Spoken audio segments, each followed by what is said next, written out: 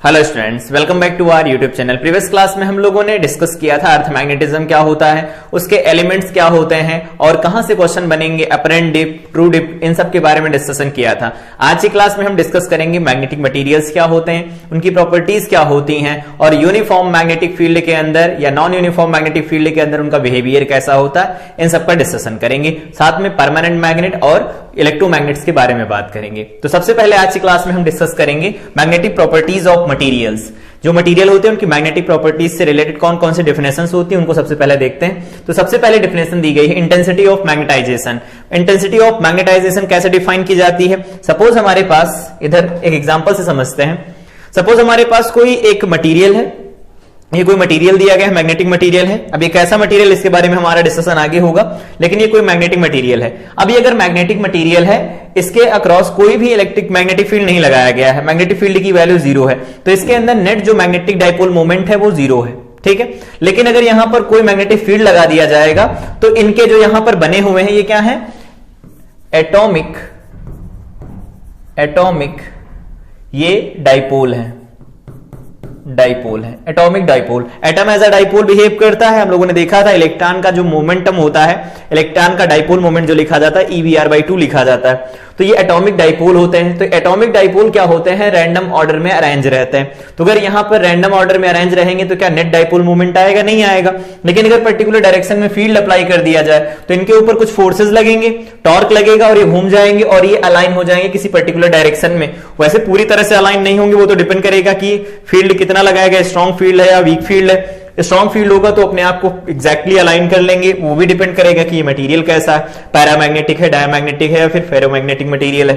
तो ये इस अपने आप को क्या करते हैं, इस तरह से अलाइन कर लेते हैं। अब अगर देखा जाए तो इसका कुछ ना कुछ डाइपोल मोमेंट आ रहा है राइट साइड में। तो यहां पर डाइपोल मोमेंट नॉन जीरो है जब फील्ड की वैल्यू नॉन जीरो है, यहां पर डाइपोल मोमेंट 0 है जब फील्ड की वैल्यू 0 है। मतलब जब फील्ड नहीं होगा तो इनके जो एटम होंगे जिनका डाइपोल मोमेंट बनेगा वो एक दूसरे से कैंसिल हो जाएगा और नेट डाइपोल मोमेंट उस पूरे स्पेसिमेन का, जिस मटेरियल की बात कर रहे हैं, 0 बनेगा।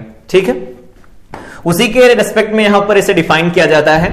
It is defined as intensity of magnetization को डिफाइन इसी तरह से करते हैं कि पर यूनिट वॉल्यूम में कितना मैग्नेटिक डाइपोल मोमेंट है उस स्पेसिमेन की मैग्नेटाइजिंग इंटेंसिटी बोला जाता है, या इंटेंसिटी ऑफ मैग्नेटाइजेशन बोलता है। देखो दोबारा से ये बोल रहे हैं कि अगर कोई पर्टिकुलर मटेरियल है उसके लिए इंटेंसिटी ऑफ मैग्नेटाइजेशन डिफाइन कर रहे हैं तो I इज इक्वल टू लिखा जाता है, वेक्टर फॉर्म में लिखो, M वेक्टर डिवाइडेड बाय में यहां लिखा जाता है V, वॉल्यूम है VA। तो ये वॉल्यूम हो गया। ठीक है, यूनिट यहां से निकालें तो क्या निकल के आएगी यूनिट? तो यूनिट निकल के आएगी M की यूनिट क्या लिखी जाती है? एम्पियर मीटर स्क्वायर, और इसकी लिखी जाती है मीटर क्यूब। तो ये क्या निकल के आएगा? इसे लिख सकते हैं एम्पियर पर मीटर निकल के आ जाएगा। सही है, तो ये I की वैल्यू हो गई। अब अगर बात करें कोई पर्टिकुलर एक बार मैग्नेट लिया जाए, ये कोई बार मैग्नेट है, ये कोई बार मैग्नेट है, सपोज इसका इधर N है, इधर S दिया गया है और इसकी इफेक्टिव लेंथ जो दे रखी है वो 12 या मैग्नेटिक लेंथ 12 है। तो यहां से डाइपोल मोमेंट क्या लिखा जा सकता है? M इज इक्वल टू में 2L इंटू में किसी एक की पोल स्ट्रेंथ, तो वो M लिख देंगे, यही बनेगा ना। और इसका अगर हम वॉल्यूम लिखते हैं तो वॉल्यूम क्या लिखा जा सकता है? Area of cross section into में लेंथ, ऐसा लिख सकते हैं, बनेगा। अब अगर यहां से ये फार्मूला लगा के लिखें तो I की वैल्यू क्या बन जाएगी? I इज इक्वल टू लिखा जाएगा यहां से मैग्नेटिक डाइपोल मोमेंट, वो बनेगा 2mL डिवाइडेड बाय में यहां क्या लिख सकते हैं? इसका वॉल्यूम क्या बनेगा? A इंटू में 12 बन जाएगा। तो अगर यहां से देखेंगे तो 12 कैंसिल हो जाएंगे, यहां बनेगा स्मॉल m डिवाइडेड बाय में A। यहां से एक दूसरी डेफिनेशन भी लिखी जा सकती है। दूसरी डेफिनेशन क्या है? The intensity of magnetization may also be defined as pole strength developed per unit cross sectional area of the specimen. जो भी मटेरियल ले रहे हैं उसके per unit cross sectional area कितनी फील्ड स्ट्रेंथ या पोल स्ट्रेंथ डेवलप हो रही है उसको ही कहा जाता है intensity of magnetisation. I think ये डेफिनेशन समझ में आई होगी। अगर आप बोर्ड की भी तैयारी कर रहे हैं साथ साथ में तो ये डेफिनेशन इंपॉर्टेंट है, बोर्ड में अगर पूछा जाएगा डिफाइन कर देंगे। इस तरह से दो अलग अलग फार्मूले इसके लिखे जाते हैं। अगेन यूनिट वही निकल के आएगी, एम्पियर पर मीटर। यहां पर लिखना चाहो तो लिख सकते हो। M होती है पोल स्ट्रेंथ, डिस्कस किया है हम लोगों ने, पोल स्ट्रेंथ होती है। और पोल स्ट्रेंथ को किस में मेजर करते हैं? याद होगा एम्पियर मीटर में मेजर किया जाता है, और यहां पर ये एरिया है मीटर स्क्वायर, तो मीटर से मीटर कैंसिल होगा, एम्पियर पर मीटर ही निकल के आएगा सेम। ठीक, यहां पर डिस्कशन था कि बी 0 था, तो एम वेक्टर जो मैग्नेटिक मोमेंट नेट है, ये क्या है, नेट मैग्नेटिक डाइपोल मोमेंट वो क्या है, नॉन जीरो है, वो जीरो है पहले, बाद में क्या हो गया, नॉन जीरो हो गया जब पर्टिकुलर डायरेक्शन में कोई फील्ड लगाया गया। वो कितना अलाइन होते हैं अप्लाइड मैग्नेटिक फील्ड की डायरेक्शन में, वो मटेरियल की अलग अलग प्रॉपर्टी पर डिपेंड करता है। एक एक मटेरियल अभी हम लोग पढ़ेंगे। तो अगली हेडिंग है हमारे पास, दूसरी definition, intensity of magnetizing field.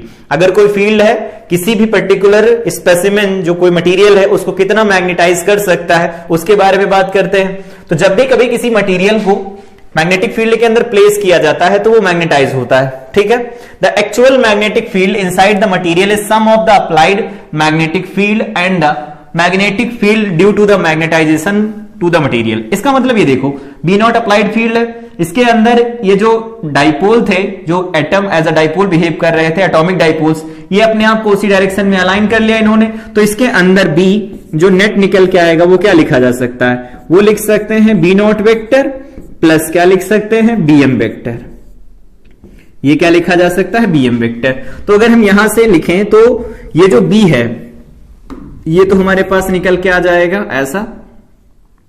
अब बात करते हैं b की, कि ये b नॉट क्या लिखा जाता है। तो ये b नॉट जो होता है, where b not is equal to लिखा जाता है mu into H, where H क्या होता है, इसी को कहा जाता है magnetizing field, intensity of magnetizing field, intensity of magnetizing field,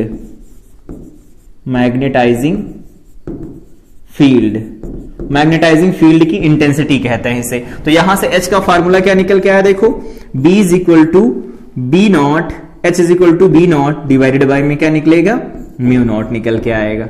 ठीक है, ये ऐसा बन जाएगा, ये ऐसा हो गया। ठीक है, अगर ऐसे नहीं लिखना है तो यहां पर बी नॉट की जगह पर बी लिख सकते हैं, म्यू नॉट की जगह म्यू एच से लिख सकते हैं, जैसा लिखना चाहे लिख ले। अब यहां से देखो इसकी यूनिट क्या निकल के आएगी, इसकी यूनिट कई हो सकती है, यहां से एक यूनिट निकाल सकते हैं। यूनिट देखो हम लोगों ने पढ़ा था, म्यू नॉट की यूनिट क्या लिखी जाती है,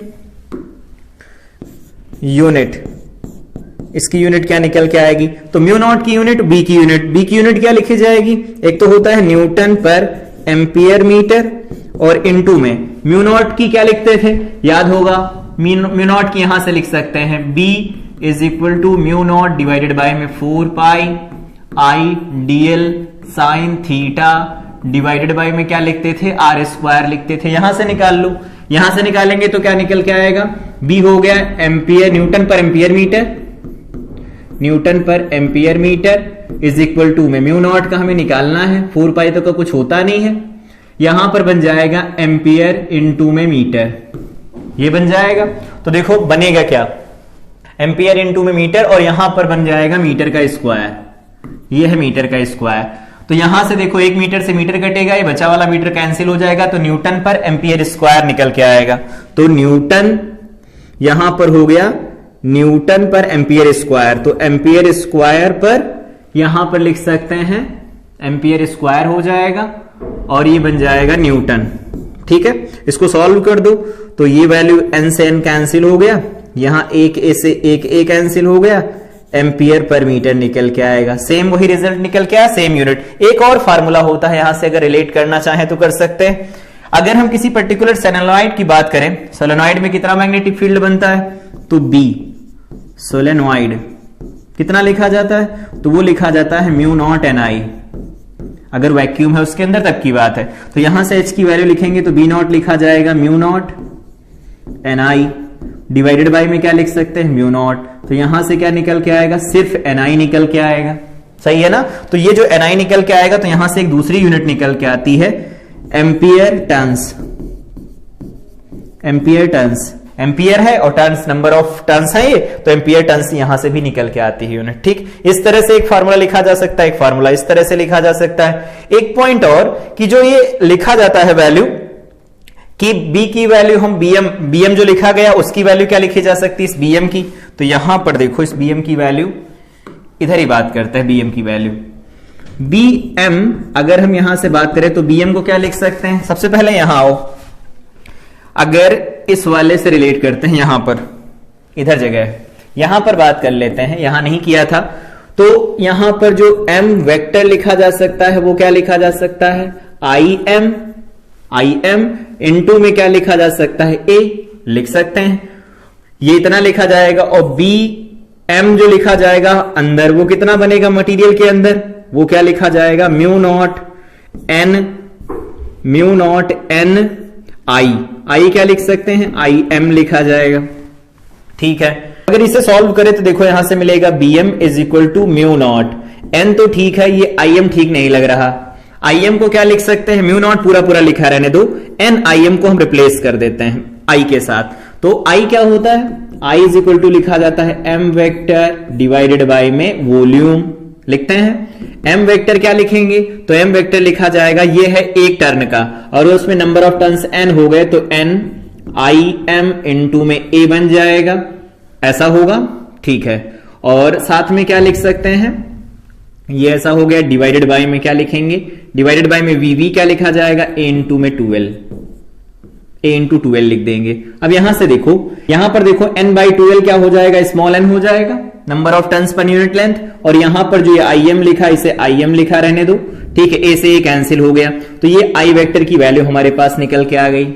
अब ये वैल्यू यहां पर रिलेट कर लो, तो n इंटू आई एम क्या लिखा जा सकता है, आई वेक्टर लिखा जा सकता है ना, तो बी एम की वैल्यू इस तरह से भी हम निकाल सकते हैं। ये हो गया हमारे पास एक नया फार्मूला।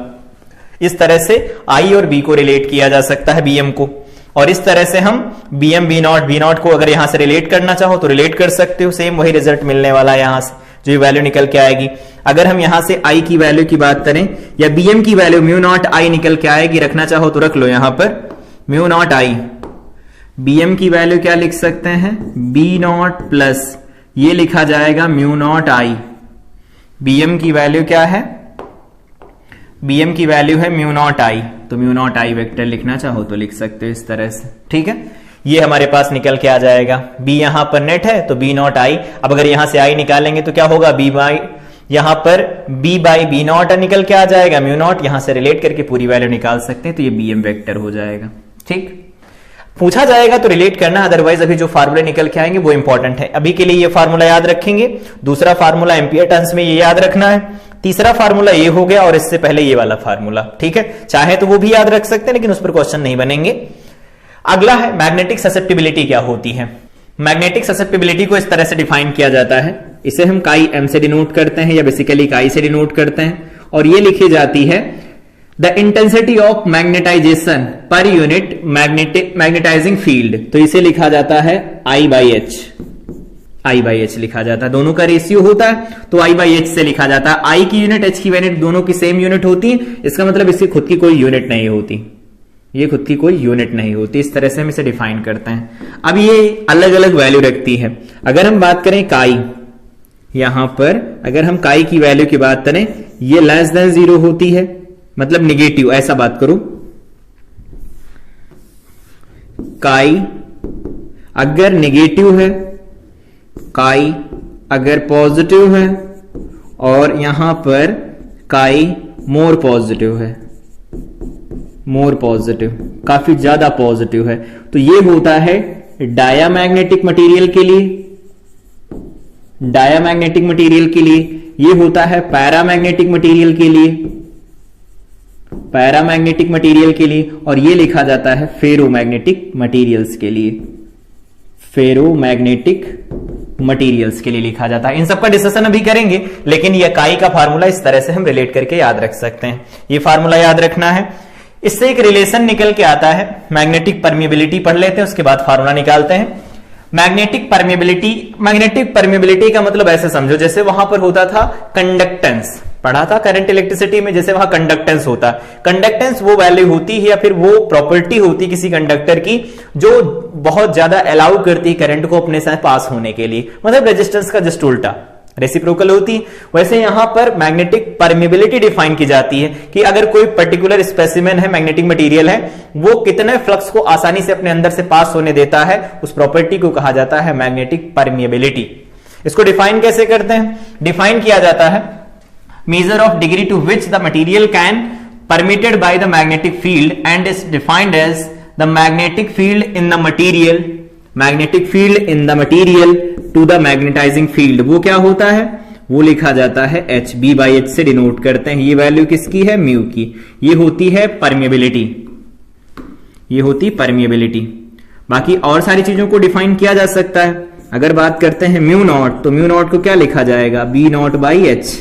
एच तो सेम ही रहेगा, ये ऐसे लिख सकते हैं। एक रिलेशन यहां से पढ़ा होगा कि जो म्यू आर लिखा जाता है उसे लिखते हैं म्यू डिवाइडेड बाय में म्यू नॉट लिखते हैं। ये फार्मूला याद होगा, ये फार्मूला निकल के आता है। ठीक है, तो ये होती है मैग्नेटिक परमिएबिलिटी। जैसे वहां पर कंडक्टिविटी होती थी, इलेक्ट्रिकल कंडक्टेंस जब पढ़ते थे, वही कंडक्टिविटी यहां पर पढ़ते हैं हम इसे परमिएबिलिटी। ये फ्लक्स को पास होने के लिए जाने देती, ज्यादा से ज्यादा फ्लक्स को अपने अंदर से होकर के जाने देती, वो प्रॉपर्टी है। वो करंट को अपने अंदर से ज्यादा जाने देती थी। ठीक है, इसका उल्टा देखेंगे क्या होता है, वो सभी डिस्कशन बाद में करेंगे। लेकिन म्यू की वैल्यू बी बाई एच लिखी जाती, बी नॉट बाई एच लिखा जाता है, म्यू आर को म्यू बाई म्यू नॉट लिखते हैं। इससे एक रिलेशन डेराइव किया जाता है। देखो म्यू आर और काई एम में क्या रिलेशन होता है, तो यहां पर वापस आओ, यहां पर ये रिलेशन जो लिखा गया है, B is equal to formula निकल के आया था, total B is equal to में बी नॉट प्लस यहां पर BM लिखा गया था।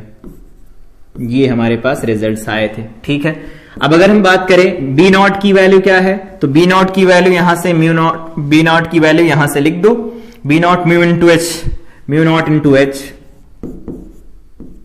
प्लस यहां पर BM को क्या लिखा जा सकता है, तो BM को देखो भी लिखना सीखा, BM को लिख सकते हैं mu not I, mu naught इसे क्या लिखा जा सकता है, आई लिखा जा सकता है। यहां पर क्या बन जाएगा, B बन जाएगा। ठीक है, अब हम वेक्टर फॉर्म में नहीं स्केलर में डील कर रहे हैं, तो यहां से B बन जाएगा। एक काम करो, म्यू नॉट एच कॉमन ले लो, तो यहां बन जाएगा 1 प्लस आई डिवाइडेड बाई में एच बनेगा। सही है, ठीक है। यहां पर ये जो B लिखा गया है, ये B by H is equal to में क्या लिखा गया है, म्यू नॉट लिखा गया है, यहां 1 प्लस आई बाई एच बन जाएगा। सही है, अभी देखो यही लिखा है। ये B बाई एच क्या होता है, ये B बाई एच क्या होता है, म्यू होता है, लिख दो। तो B बाई एच क्या होता है, म्यू होता है। तो म्यू इज इक्वल टू में म्यू नॉट लिखा जाएगा, यहां 1 प्लस आई डिवाइडेड बाई में एच लिख सकते हैं। बढ़िया है। अब इसको आगे सॉल्व कर दो, तो आगे सॉल्व करेंगे, इधर लिखा गया म्यू, म्यू नॉट को नीचे उतार लो, इधर म्यू नॉट हो जाएगा इज इक्वल टू, इधर बन जाएगा 1 प्लस आई बाई एच। ये म्यू बाई म्यू नॉट क्या होता है, तो म्यू बाई म्यू नॉट लिखा जाता है म्यू आर के बराबर, रिलेटिव परमिएबिलिटी होती है, तो ये हो जाएगी mu R is equal to 1 plus I by H क्या होता है, वापस आओ देखो यहां आई बाई एच होता है मैग्नेटिक ससेप्टिबिलिटी, तो ये मैग्नेटिक ससेप्टिबिलिटी हो गई काई एम, या बेसिकली काई लिखी जाती है। ये हो गया रिलेशन। कितना आसान रिलेशन है। यहां पर जो वैल्यू लिखना सीखा था, लिखना हो सारी वैल्यू लिख दो, कौन सी वैल्यू कहां से आई है। इसकी जगह पर हम लोग लिख सकते हैं म्यू नॉट आई, निकाला कैसे लिखा जाता है, इसकी जगह पर क्या लिख सकते हैं, म्यू नॉट एच लिख सकते हैं। ठीक है, और इसके B बाई एच यहां पर जो लिखा जाता है म्यू इज इक्वल टू में, तो वो B बाई एच होता है। ये वैल्यू हम लोगों ने यहां से पुट कर दी है, और I बाई एच जो लिखा जाता है, ये वैल्यू यही होती है काई एम के बराबर। सॉल्व करके यहां से रिलेशन निकाल सकते हैं। अब अलग अलग मैग्नेटिक मटेरियल के लिए ये वैल्यू अलग अलग वेरी करती हैं। ठीक है, अगर बात करें म्यू आर काई एम के बारे में तो बात कर लिया, less than 1, mu R greater than 1, mu R की वैल्यू बहुत ज्यादा बड़ी हो जाए एक से, ये ऑर्डर होता है 10 to the power 2 या 3 का ऑर्डर रहता है। ये वैल्यू लिखी जाती है डायामैग्नेटिक मटेरियल्स के लिए, ये वैल्यू लिखी जाती है पैरामैग्नेटिक मटेरियल्स के लिए, और इसे लिखते हैं हम फेरोमैग्नेटिक मटेरियल्स के लिए, ऐसा लिखा जाता है। तो ये हो गया relationship between mu are and chi M. Board में आएगा तो ऐसे डेराइव कर देना है, बाकी जेई के लिए ये फार्मूला याद रखना है क्या है। ठीक, अगला है मैग्नेटिक मटेरियल्स। यहां से हम मैग्नेटिक मटेरियल्स पढ़ना शुरू करेंगे। तो मैग्नेटिक मटेरियल्स क्या होते हैं, इनका कोई बेस होगा जिसके अकॉर्डिंग इनको कैटेगराइज किया गया है अलग अलग टाइप्स में। तो याद रखो, इनको कैटेगराइज किया गया है इनकी वैल्यू के अकॉर्डिंग। इसमें वैल्यू किसकी लिखी जाती है, तो mu are and chi M, magnetic susceptibility, ये क्या होता है? रिलेटिव परमिएबिलिटी, याद तो होगा ही, रिलेटिव परमिएबिलिटी होता है। और ये क्या होता है? इसे लिखते हैं magnetic susceptibility. Magnetic susceptibility, magnetic susceptibility, ये मैग्नेटिक ससेप्टिबिलिटी है। इन दोनों में अलग अलग वैल्यू के अकॉर्डिंग इनको 3 अलग अलग पार्ट्स में डिवाइड किया जाता है। बेसिकली हम डायामैग्नेटिक उनको कहते हैं जिनके बारे में भी हमने बात किया कि जो म्यू आर होता है वो लेस देन 1 होता है, तो यहां से जो काई एम होता है वो हो जाता है नेगेटिव। ठीक है। पैरामैग्नेटिक क्या होते हैं? तो ऐसे मटेरियल जिनके लिए म्यू आर ग्रेटर देन 1 हो जाता है, तो काई एम जो होता है, ये जो काई एम होता है वो हो जाता है पॉजिटिव। ठीक है। और यहां के लिए अगर बात करें तो म्यू आर की वैल्यू बहुत बहुत ज्यादा होती है, 10⁻² या 10⁻³ ऑर्डर की होती है, तो यहां से जो काई एम निकल के आएगा वो पॉजिटिव तो होगा बट हाई वैल्यू रखेगा, बहुत ज्यादा वैल्यू रखता है। तो इनके बिहाफ पर मटेरियल को 3 अलग अलग कैटेगरी में कैटेगराइज किया जा सकता है। पहली कैटेगरी के बारे में अगर बात करें तो पहली कैटेगरी होती है डायामैग्नेटिक मटेरियल्स। लेकिन जितनी भी प्रॉपर्टी है उनको एक्सप्लेन करने के लिए हमें यहां पर एक मॉडल की जरूरत है। वो मॉडल होता है मैग्नेटिक मॉडल।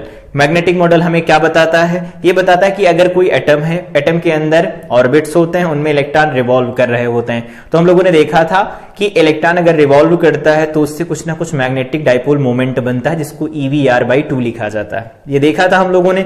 लेकिन एक बात और भी होती है, एक एग्जाम्पल लेकर के समझते हैं। मान लेते हैं कि हमारी अर्थ है। अर्थ क्या करती है? अपने एक्सिस के अबाउट रोटेट करती है।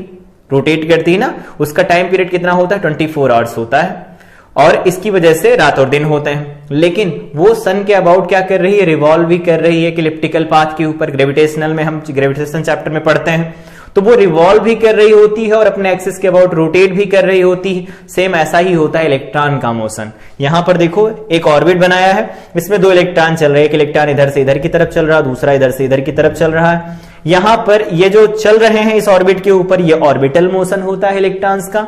यहां पर ये एक्सिस ऑफ ऑर्बिटल मोशन है। लेकिन अगर हम इसे अज्यूम करते हैं, ये हमारा न्यूक्लियस होगा, ये है न्यूक्लियस इस पर्टिकुलर एटम का। अगर ये न्यूक्लियस है तो न्यूक्लियस के अराउंड ये इलेक्ट्रॉन रिवॉल्व कर रहे होते हैं। जानते हैं वो रिवॉल्व कैसे करते हैं? सब कुछ केमिस्ट्री में पढ़ते हैं। लेकिन ये अगर इधर की तरफ चल रहा है, इधर की तरफ चल रहा हो, किसी पर्टिकुलर ऑर्बिटल के अंदर जाकर के बात करें तो एक ऑर्बिटल के अंदर केवल 2 इलेक्ट्रॉन होते हैं। 2 इलेक्ट्रॉन होने के पीछे रीजन ये होता है कि चल तो रहे होते हैं एक ही ओरिएंटेशन के अंदर, लेकिन उनकी जो स्पिनिंग होती है, वो स्पिन मोशन जो होता है, स्पिनिंग, वो अपोजिट होती है। ये देखो इस तरफ अपोजिट है, ये इस तरह से घूमता हुआ आगे की तरफ बढ़ेगा, इस तरह से घूमता हुआ आगे की तरफ बढ़ेगा, ये इस तरह से घूमता हुआ आगे की तरफ बढ़ेगा, और एक दूसरे के डाइपोल मोमेंट को ये कैंसिल आउट कर देते हैं। इसी वजह से कोई जो मैग्नेट होता है, या फिर कह सकते हैं एटम, वो मैग्नेट की तरह बिहेव नहीं कर पाता, क्योंकि एक ऑर्बिटल के अंदर 2 इलेक्ट्रॉन और दोनों के दोनों अगर इलेक्ट्रॉन हैं तो वो एक दूसरे के डाइपोल मोमेंट को कैंसिल कर देंगे। तो यहां पर इस मॉडल के अकॉर्डिंग अगर हम बात करें, ये मॉडल क्या बताता है? ये मॉडल बताता है कि एटम के अंदर जो इलेक्ट्रॉन पाए जाते हैं, इलेक्ट्रॉन्स, उनके अंदर 2 मोशन देखने को मिलते हैं। एक होता है ऑर्बिटल मोशन, ऑर्बिटल मोशन, और दूसरा देखने को मिलता है, उस मोशन को कहते हैं हम स्पिनिंग या स्पिन मोशन। अब ये स्पिन मोशन ये होता है एक्सिस के अबाउट एक्सिस, ठीक है, और ये होता है अबाउट न्यूक्लियस, अबाउट न्यूक्लियस, ये न्यूक्लियस के अबाउट होता है। ठीक है, तो ये न्यूक्लियस के अबाउट हो गया, ये होता है ऑर्बिटल के अबाउट या एक्सिस के अबाउट, जिस एक्सिस के अबाउट वो खुद इलेक्ट्रॉन बहुत छोटा होता है, उसका खुद का एक्सिस होगा, उसके अबाउट वो रोटेट करेगा। तो उनकी वजह से देखो यहां पर अगर हम डाइपोल मोमेंट लिखें तो डाइपोल मोमेंट के लिए हम लोगों ने प्रीवियस क्लास में एक फार्मूला लिखा था। क्या लिखा था? कि जो डाइपोल मोमेंट लिखा जाता है m, उसे क्या लिखते हैं? उसे लिखा जाता है EVR/2, और एक टर्म लिखा था L, एंगुलर मोमेंटम। वो एंगुलर मोमेंटम क्या लिखते थे? याद होगा, एंगुलर मोमेंटम इस तरह से लिखते थे हम कि according to Bohr's atomic model electron केवल उन्हीं ऑर्बिट्स में रिवॉल्व करते हैं जिनमें उनका जो एंगुलर मोमेंटम होता है h/2 पाई के बराबर या उनका इंटीग्रल मल्टीपल होता है। अगर ये वैल्यू यहां पर हम इनको डिवाइड कर देते हैं पहले, तो ये m/l निकल के आया था e डिवाइडेड बाई में 2m बनेगा ऐसा, ठीक है। और अगर ये वैल्यू निकल के आएगी, यहां पर ये मोमेंट डाइपोल मोमेंट निकल के आया था, इन दोनों को डिवाइड करेंगे तो e/2m निकल के आया था, याद होगा। अगर नहीं पता तो एक काम करो, इनको डिवाइड ही करवा लो, इनको डिवाइड करवा लेते हैं। तो यहां पर L की वैल्यू mvr रख लेते हैं, तो mvr रखेंगे तो m/l इज इक्वल टू में e डिवाइडेड बाई में 2m बन जाएगा। तो यहां से m इज इक्वल टू क्या लिख सकते हैं, e/2m इंटू में l क्या बनेगा, n इंटू h/2 पाई, ये बन जाएगा। ये हमारे पास m निकल के आता था। लेकिन जब हम ऐसा m लिखते थे, उस m में एक कंफ्यूजन था, केवल और केवल हम ऑर्बिटल मोशन की वजह से लिखते थे। लेकिन यहां पर जब कभी भी ये लिखा जाएगा m वेक्टर, अब नया वाला m वेक्टर लिखो, टोटल लिखा जाएगा तो e/2m इंटू में l vector plus 2s vector लिखा जाएगा, 2s वेक्टर इस तरह से लिखा जाता है टोटल।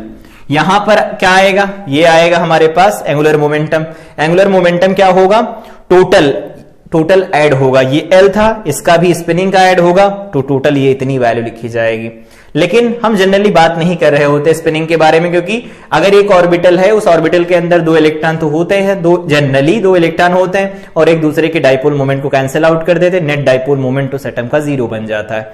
लेकिन कुछ ऑड इलेक्ट्रॉन स्पीसीज भी होती हैं, इलेक्ट्रॉन होते हैं जिनमें ऑड नंबर ऑफ इलेक्ट्रॉन होंगे, तो वो पेयर्स नहीं बना पाएंगे। कोई एक इलेक्ट्रॉन होगा जो बिना पेयर के रह जाएगा, और वो जब रिवॉल्व करेगा तो उसके ऑर्बिटल मोशन की वजह से भी आएगा मैग्नेटिक डाइपोल मोमेंट, और साथ में उसकी स्पिनिंग की वजह से भी आएगा, और उस समय पर जो एटम होगा वो एज अ डाइपोल बिहेव करता है, याद रहेगा।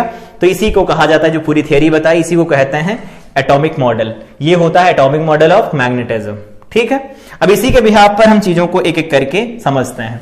सबसे पहले बात करते हैं कि डायमैग्नेटिक मटेरियल्स क्या होते हैं। तो जो डायमैग्नेटिक मटेरियल्स ऐसे मटेरियल होते हैं जिनको external electric field, magnetic field के अंदर रखने पर वो अपोजिट, मैग्नेटिक फील्ड की अपोजिट डायरेक्शन में अपने आप को फीबली मैग्नेटाइज कर लेते हैं। फिर से, डायमैग्नेटिक मटेरियल्स वो मटेरियल होते हैं जो एक्सटर्नल मैग्नेटिक फील्ड के प्रेजेंस में खुद को अपोजिट डायरेक्शन में मैग्नेटाइज करते हैं, फीबली मैग्नेटाइज करते हैं, बहुत कम मैग्नेटाइज करते हैं। इसका मतलब ये नहीं कि मैग्नेटाइजेशन बहुत ज्यादा होता, अपने आप को कम मैग्नेटाइज करते हैं। जैसे कि एग्जांपल से समझते हैं, ये हमारे पास कोई एक स्पेसिमेन है, इसको मैग्नेटिक फील्ड के अंदर रख दिया, मैग्नेटिक फील्ड के अंदर रख दिया है कुछ ऐसा, तो ये कुछ ऐसा बनता है, अपने आप को कुछ ऐसा बनाता है,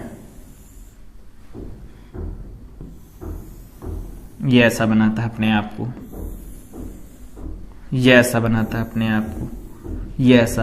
अब अगर इधर मैग्नेटिक फील्ड लाइंस जा रही हैं, ये है मैग्नेटिक फील्ड लाइंस की डायरेक्शन, ये B है, अप्लाइड इलेक्ट्रिक फील्ड है, मैग्नेटिक फील्ड। तो अप्लाइड मैग्नेटिक फील्ड होता है, तो इसके अंदर जो मैग्नेटिक फील्ड बनेगा वो इस डायरेक्शन में बनना चाहिए, इस B की वजह से बनेगा, B की वजह से बनेगा। लेकिन इस B की वजह से जो मैग्नेटिक फील्ड बनता है, इसके अंदर उल्टा बन जाता है। इसके अंदर उल्टा क्या बनेगा, यहां से मैग्नेटिक फील्ड लाइंस निकलेंगी, इधर की तरफ जाएंगी, तो इधर ही अपने आप को क्या बनाएगा, S बनाएगा। ये अपने आप को इधर क्या बनाएगा, S बनाएगा, और इधर को N बना लेगा, बनाएगा।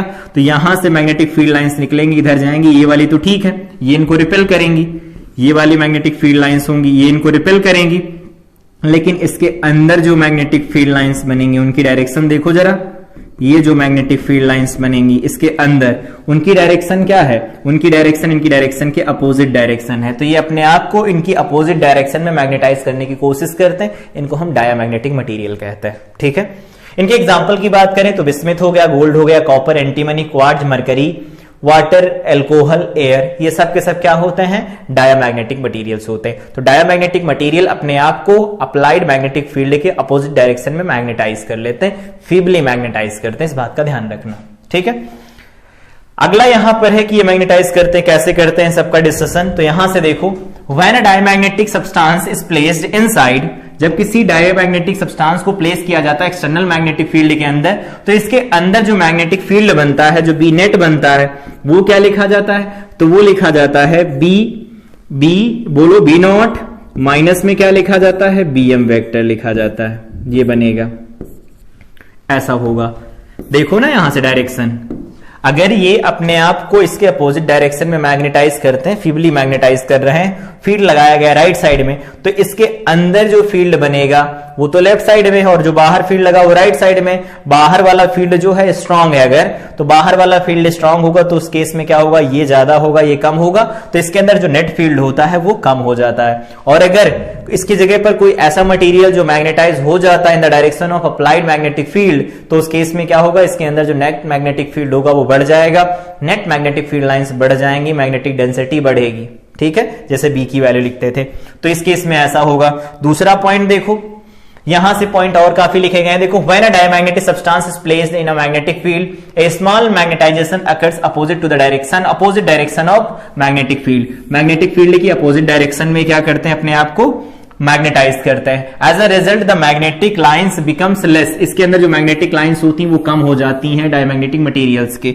तो यहां पर देखो मैग्नेटिक लाइंस कम नहीं हो गई, इसने अपने आप को अपोजिट डायरेक्शन में मैग्नेटाइज किया है। तो पहला पॉइंट हो गया, जो भी डिस्कस किया वही है। दूसरा है, it is observe that when a diamagnetic sample is placed inside a non uniform magnetic field. इसका मतलब समझो पहले, मान लेते हैं हमारे पास ये कोई मैग्नेट लगा है, ये N है और इधर लगा है S। ठीक है, इसके अंदर मैग्नेटिक फील्ड बना हुआ है। यहां पर एक कोई मटेरियल रखा गया है। मटेरियल क्या रखा गया, सपोज मरकरी है, डायमैग्नेटिक है ना, मरकरी सपोज रखी गई, तो मरकरी अगर रखी गई होगी और यहां पर जो यहां मिडिल में जो बी है वो स्ट्रांग है, तो वो कुछ ऐसा शेप बनाता है, ऐसा शेप बनाता है। ये इधर साइड अपने आप को बढ़ा लेगा, इधर साइड अपने आप को बढ़ा लेगा, ये मरकरी है, ये इधर साइड अपने आप को बढ़ा लेगा, ऐसा होगा। और अगर ऐसा नहीं है तो इस केस में देखो, अगर इधर N है और इधर S है, इधर N इधर S है, इनके बीच का गैप काफी बढ़ा दिया जाए, वेरी फार, बहुत दूर रखे गए, तो बीच में क्या होगा, फील्ड रहेगा कम, तो बीच में फील्ड कम रहेगा, तो उस केस में यहां पर ये अपने आप को इधर बढ़ा लेंगे, बीच में ये ऊपर उठ जाएंगे और किनारे किनारे नीचे दब जाएंगे। ये ऐसा है, जो पॉइंट लिखा गया इसका ये मतलब है कि अगर मान लेते हैं कि कोई एक बर्तन लिया, उसके अंदर पारा भर दिया गया है, मरकरी भर दी गई और उसको मैग्नेटिक फील्ड के अंदर रखा, तो जहां फील्ड कम होता है वो वहां अपने आप को ले जाने की कोशिश करते हैं। इस पॉइंट का ये मतलब हुआ। आई थिंक ये पॉइंट भी क्लियर हुआ होगा। अगला पॉइंट दिया गया है, the behaviour of diamagnetic substance. जो डायमैग्नेटिक सब्सटेंस होते हैं उनका बिहेवियर टेम्परेचर इंडिपेंडेंट होता है, क्योंकि अपोजिट डायरेक्शन में मैग्नेटाइज होते हैं, तो अपोजिट डायरेक्शन में मैग्नेटाइज होंगे तो टेम्परेचर का इनके ऊपर कोई इफेक्ट नहीं होता। ये पॉइंट याद रखना, ऑब्जेक्टिव क्वेश्चन बोर्ड में पूछा जा सकता है। ठीक है, a diamagnetic substance has the nature similar to that of a dielectric having non polar atoms. जो डायमैग्नेटिक सब्सटेंस होते हैं उनका नेचर बिल्कुल डाइलेक्ट्रिक के सिमिलर होता है। डाइलेक्ट्रिक के बारे में हम लोगों ने बात किया था कैपेसिटर चैप्टर के अंदर, शुरुआत में ही बात किया था इसके बारे में कि dielectrics having non polar atoms, उनके अंदर नॉन पोलर एटम होते हैं, ऐसा हम डाइलेक्ट्रिक एज्यूम कर सकते हैं डायमैग्नेटिक सब्सटेंसेस को। ठीक है, अगला पॉइंट देखो, ये हो गया, ये हो गया। अगला पॉइंट सुनो, for a magnetic diamagnetic substance the intensity of magnetisation has a small negative value because on being placed in a magnetic field diamagnetic substances get slightly magnetized in the direction opposite to that of the applied magnetic field। इनके अंदर जो magnetisation की intensity होती है वो negative होती, छोटी कम value होती, निगेटिव वैल्यू हो जाती है, क्योंकि ये अपने आप को अपोजिट डायरेक्शन में मैग्नेटाइज करते हैं। ठीक है, वही पॉइंट बार बार लिखे गए हैं। एक अगला पॉइंट यहां पर जिसके बारे में भी बात किया कि जो रिलेटिव परमिटिविटी होती है, म्यू आर की जो वैल्यू होती है वो लेस देन 1 लिखी जाती है, और म्यू आर की वैल्यू लेस देन 1 होगा तो लेस देन 1 में से 1 को माइनस करवाओगे, निगेटिव निकल के आएगा, तो काईएम जो होता है वो निगेटिव लिखा जाता है। ये पॉइंट्स आई थिंक क्लियर हुए होंगे कि डायमैग्नेटिक मटेरियल्स क्या होते हैं और उनकी प्रॉपर्टी क्या होती है। अब इस डायमैग्नेटिक मटेरियल की प्रॉपर्टी को यहां पर एक्सप्लेन करते हैं। यहां पर इनका जो मॉडल है वो यहां एक्सप्लेन करते हैं। मॉडल क्या है डायमैग्नेटिक मटेरियल्स का, यहां पर देखो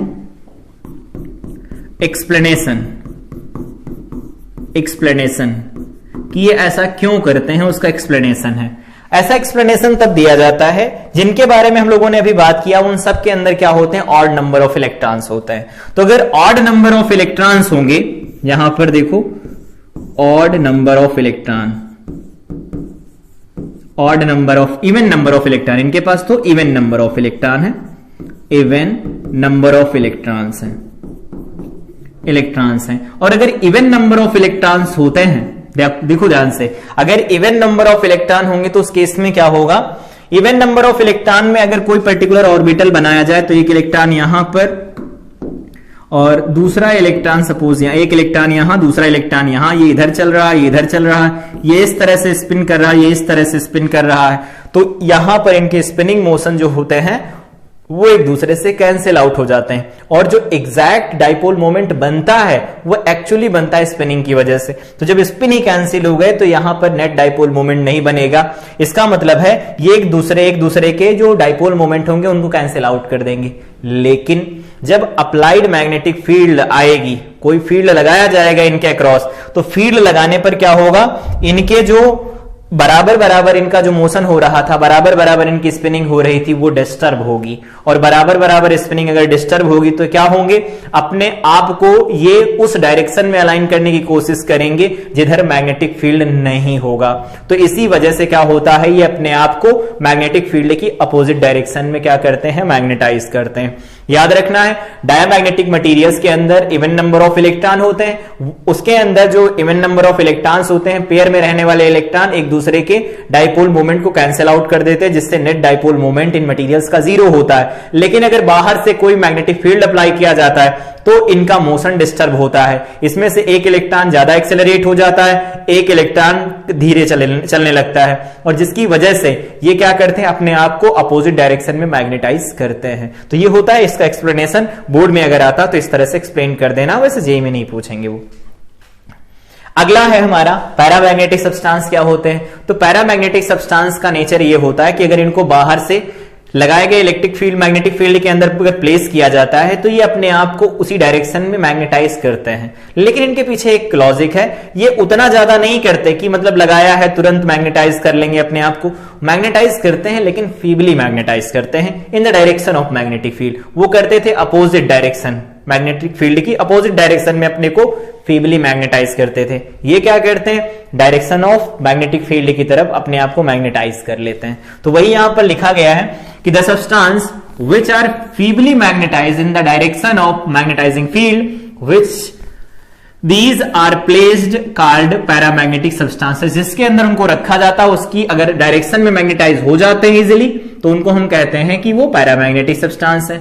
एल्यूमिनियम हो गया, प्लेटिनम हो गया, क्रोमियम हो गया, मैग्नीज हो गया, कॉपर सल्फेट हो गया, क्राउन ग्लास हो गया, सोल्यूशन ऑफ सॉल्ट हो गया, यहां पर निकिल हो गया, ऑक्सीजन हो गया। ऑक्सीजन को मार्क करके लिखो, ये होमवर्क रहेगा कि ये कैसा, ये पैरामैग्नेटिक क्यों होता है, डायमैग्नेटिक क्यों नहीं होता। तो मॉलिक्यूलर ऑर्बिटल थ्योरी के अकॉर्डिंग अगर देखा जाए तो यहां से अगर नंबर ऑफ इलेक्ट्रॉन फिल किए जाते हैं, याद होगा sigma 1s, sigma 1s, sigma star 1s, sigma 2s, sigma star 2s ऐसे भरे जाते हैं ना। उसके बाद सिग्मा 2pz आएगा, इसके बाद उसके बाद क्या लिख सकते हैं, पाई 2px, पाई 2py, और यहां पर लिख सकते हैं फिर आगे pi star 2px, pi star 2py पढ़ा होगा।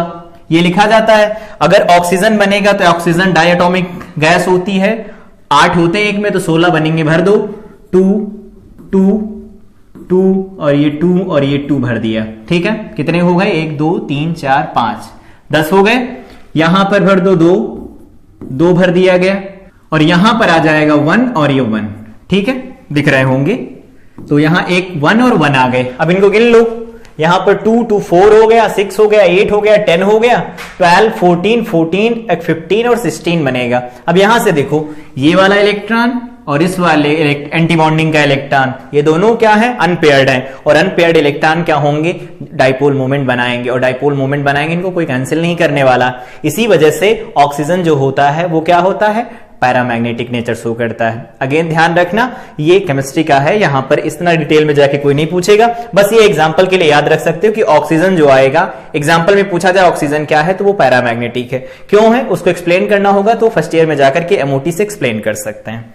ठीक है, अब अगर देखा जाए कि इनका जब फील्ड नहीं होता तो उस समय इनका बिहेवियर कैसा होता है, तो इनके अंदर ऑड नंबर ऑफ इलेक्ट्रॉन्स होते हैं, ऑड नंबर ऑफ इलेक्ट्रॉन्स होते हैं।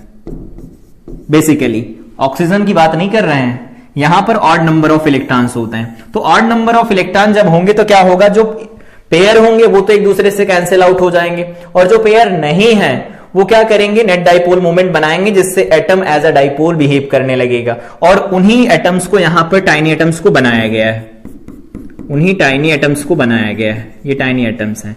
ये टाइनी एटम क्या होते हैं, रैंडमली अरेंज रहते हैं, और इनकी इस अरेंजमेंट की वजह से जो नेट डाइपोल मोमेंट बनता है इनका 0 बनता है। और यहां पर कोई फील्ड भी नहीं लगाया गया है, तो कोई इफेक्ट भी नहीं आएगा इनके इरेगुलर अरेंजमेंट के ऊपर। लेकिन अगर फील्ड लगा दिया जाता है तो अपने आप को फील्ड की डायरेक्शन में मैग्नेटाइज कर देते हैं। तो ये टाइनी मैग्नेट्स फील्ड की डायरेक्शन में मैग्नेटाइज हो जाते हैं, मैग्नेटाइज हो जाते हैं, फील्ड की डायरेक्शन में मैग्नेटाइज हो जाते हैं। अगेन याद रखना ये फीबली मैग्नेटाइज होते हैं। तो ऑक्सीजन के लिए वो अलग एक्सेप्शन है, उसमें जाना होगा तो जा सकते हैं, पढ़ सकते हैं। बाकी यहां पर जो चीजें लिखी गई उनको इस तरह से एक्सप्लेन किया जा सकता है कि ऑड नंबर ऑफ इलेक्ट्रॉन होंगे तो कुछ ना कुछ इलेक्ट्रॉन होंगे ऑड नंबर में, जिनका मैग्नेटिक डाइपोल मोमेंट बनेगा और उस समय atom as a dipole behave करने लगेगा। उन छोटे छोटे टाइनी एटम्स को इस तरह से हम रिप्रेजेंट कर रहे हैं। तो इनका एक पर्टिकुलर अगर कोई स्पेसिमेन लिया जाए उस मटेरियल का तो क्या होगा, उनका नेट डाइपोल मोमेंट 0 बनेगा। लेकिन अगर मैग्नेटिक फील्ड लगाई जाएगी तो उस केस में क्या होगा, ये अपने आप को उस तरह अलाइन कर लेंगे। इनके ऊपर टॉर्क लगे ना, टॉर्क लगेगा तो अपने आप को उसी डायरेक्शन में अलाइन करते, जिससे नेट डाइपोल मोमेंट यहां पर नॉन जीरो निकल के आता है। अगला पॉइंट देखो यहां पर, properties of paramagnetic substances. Properties में पढ़ो पहली प्रॉपर्टी है when a paramagnetic substance is placed inside a external magnetic field, the field inside the paramagnetic material is found to be slightly greater than the external magnetic field। यहां पर जो B होता है वो क्या लिखा जाता है, B0 प्लस BM। यही बोल रहे हैं, ये ऐसा लिखा जाएगा, ठीक है, जो हम लोगों ने अभी बात की। अगला पॉइंट क्या बोल रहे हैं, अगर ऐसा होगा तो उस केस में क्या होगा, वीकर पार्ट ऑफ द, मतलब क्या है इसको समझो, ये ऐसा यहां पर अगर ये N है और ये S है, अगेन यहां पर कोई पैरामैग्नेटिक सब्सटेंस भरा गया है, लिक्विड फॉर्म में फिल किया गया है यहां पर, तो क्या करेगा ये, अगर यहां पर B स्ट्रांग है, बीच में B स्ट्रांग है, तो स्ट्रांग होगा तो अपने आप को कुछ इस तरह से बना लेगा। जिधर फील्ड ज्यादा होता है उधर ये अपने आप को क्या करता है, डिस्प्लेस कर लेता है, ऐसा हो जाता है, ठीक है, ध्यान रखना। और अगर यही इन दोनों मैग्नेट्स के बीच का सेपरेशन बढ़ जाए, ये सेपरेशन हो जाए और यही हो, तो ये क्या होगा, यहां पर B कम हो जाएगा तो कुछ इस तरह से बनेगा, ये कुछ इस तरह से बनेगा। और यहां पर वापस आओ, यहां पर जो लिखा था, ये जो लिखा गया था, बीच में B स्ट्रांग था तो बीच में स्ट्रांग जगह से दूर भाग गए, वहां पर जब दूर चले जाएंगे तो B बीच में कम होगा तो वो बीच में बढ़ जाएंगे। यहां पर इसका उल्टा हो रहा है, देखो यहां पर इसका उल्टा हो रहा है, जहां पर स्ट्रांग है वहां अपने आप को ये बढ़ा रहे हैं, जहां भी वीक है वहां अपने आप को घटा रहे हैं। तो यहां पर इन्होंने अपने आप को कलेक्ट कर लिया इस तरह, जहां पर B ज्यादा है इस तरफ और इस तरफ, इस तरह से। इस पॉइंट का ये मतलब है, अगर कोई पैरामैग्नेटिक मटेरियल है उसको नॉन यूनिफॉर्म मैग्नेटिक फील्ड के अंदर प्लेस किया जाता है तो अपने आप को वहां अलाइन करने की कोशिश करता है जहां पर मैग्नेटिक फील्ड स्ट्रांग होता है। सेकंड पॉइंट का ये मतलब हो गया। थर्ड पॉइंट सुनो, इन कंट्रास्ट डायमैग्नेटिक के बारे में बात कर रहे हैं, उनका बिहेवियर, पैरामैग्नेटिक जो बिहेवियर होता है, डायमैग्नेटिक बिहेवियर होता है वो तो डिपेंडेंट नहीं करता टेम्परेचर के ऊपर, लेकिन पैरामैग्नेटिक जो नेचर होता है मटेरियल्स का वो टेम्परेचर डिपेंडेंट होता है। कैसे होता है अभी हम इसके लिए रूल्स डिफाइन करेंगे। The paramagnetic effects are perceptible only with a strong magnetic field। ये हम केवल और केवल स्ट्रॉन्ग मैग्नेटिक फील्ड लगा करके ही ऑब्जर्व कर सकते हैं, अगर कम मैग्नेटिक फील्ड होगा तो इनके इस इफेक्ट को ऑब्जर्व नहीं कर सकते, ठीक है।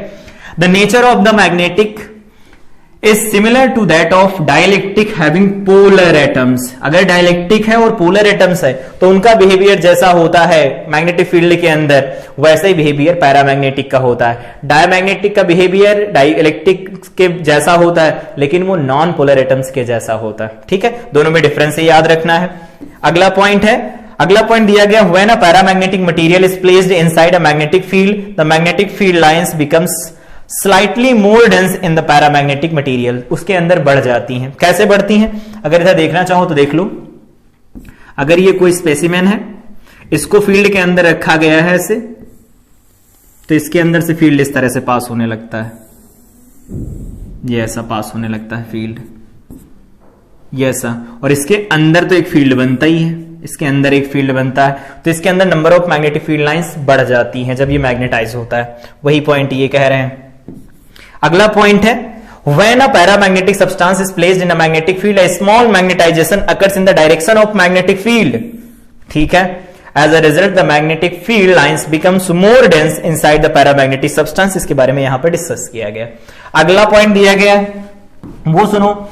अगला पॉइंट दिया गया है कि the relative permeability of paramagnetic substance is greater than unity. एक से ज्यादा होती है, जब ये वैल्यू एक से ज्यादा होगी तो उसमें से इसको माइनस करवाएंगे, पॉजिटिव निकल के आएगा।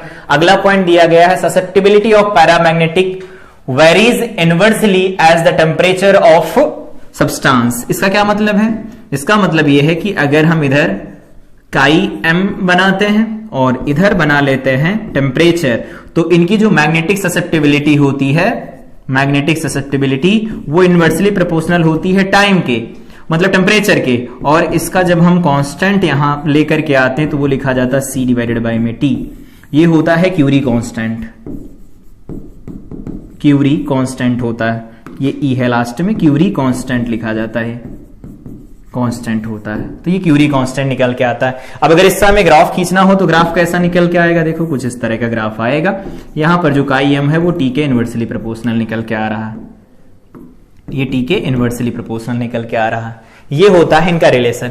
मतलब जैसे जैसे टेम्परेचर बढ़ता जाएगा इनका क्या हो रहा है, इनका जो काई एम है वो घटता चला जाएगा। इसका मतलब है इनके अंदर जो मैग्नेटाइज होने की प्रोबेबिलिटी है, या कह सकते हो जो मैग्नेटाइज हो रहे हैं वो उनका मैग्नेटाइजेशन रुक जाएगा, कम हो जाएगा। तो टेम्परेचर के साथ इनका इनवर्स रिलेशन होता है। ठीक, अगले पॉइंट के बारे में बात करते हैं। फेरोमैग्नेटिक मटेरियल्स क्या होते हैं? ये हमारे सबसे ज्यादा काम के हैं। क्या होते हैं? देखो, the substance which are strongly magnetize. अब तक देखो ये वर्ड नहीं आया था, मैग्नेटाइज होते थे, ये स्ट्रांगली मैग्नेटाइज हो जाते हैं इन the direction of applied magnetic field.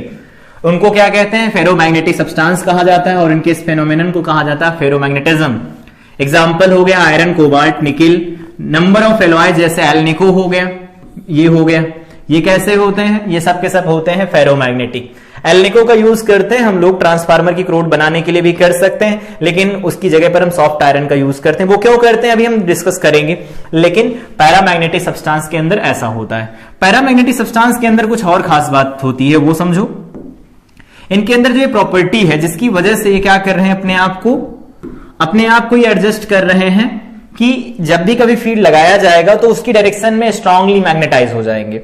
ये जो प्रॉपर्टी होती है इस मटेरियल के अंदर कुछ ऐसे पार्ट्स बना देती है जिसकी वजह से क्या होता है, इनके अंदर अलग अलग पार्ट्स जो ये बन रहे हैं, ये जो अलग अलग पार्ट्स बन रहे हैं, यहां पर अलग अलग पार्ट्स बनने लगते हैं, ये अलग अलग पार्ट्स बन जाते हैं। और अलग अलग पार्ट्स बनने की वजह से यहां पर जो अलग अलग पार्ट्स बनेंगे इस मटेरियल के अंदर, इन अलग अलग पार्ट्स बनने की वजह से क्या होता है, इनके अंदर होंगे तो वही पहले जो थे, मतलब इनके अंदर जो मटेरियल होगा, टाइनी मैग्नेट्स तो इसके अंदर भी होंगे, टाइनी मैग्नेट्स होंगे, लेकिन टाइनी मैग्नेट्स अपने आप को क्या करते हैं, एक पर्टिकुलर रीजन के अंदर स्प्लिट कर लेते हैं, छोटे छोटे यहां पर रीजन बन जाते हैं। मतलब मटेरियल तो वही रहता है लेकिन इसके अंदर छोटे छोटे रीजन बन जाते हैं मैग्नेटिक डाइपोल्स के, और वो मैग्नेटिक डाइपोल्स के रीजन को हम कहते हैं डोमेन। इनको क्या कहा जाता है? डोमेन कहा जाता है। अभी डोमेन थियरी एक्सप्लेन करेंगे, लेकिन इनको अभी नाम दे लो, डोमेन कहा जाता है।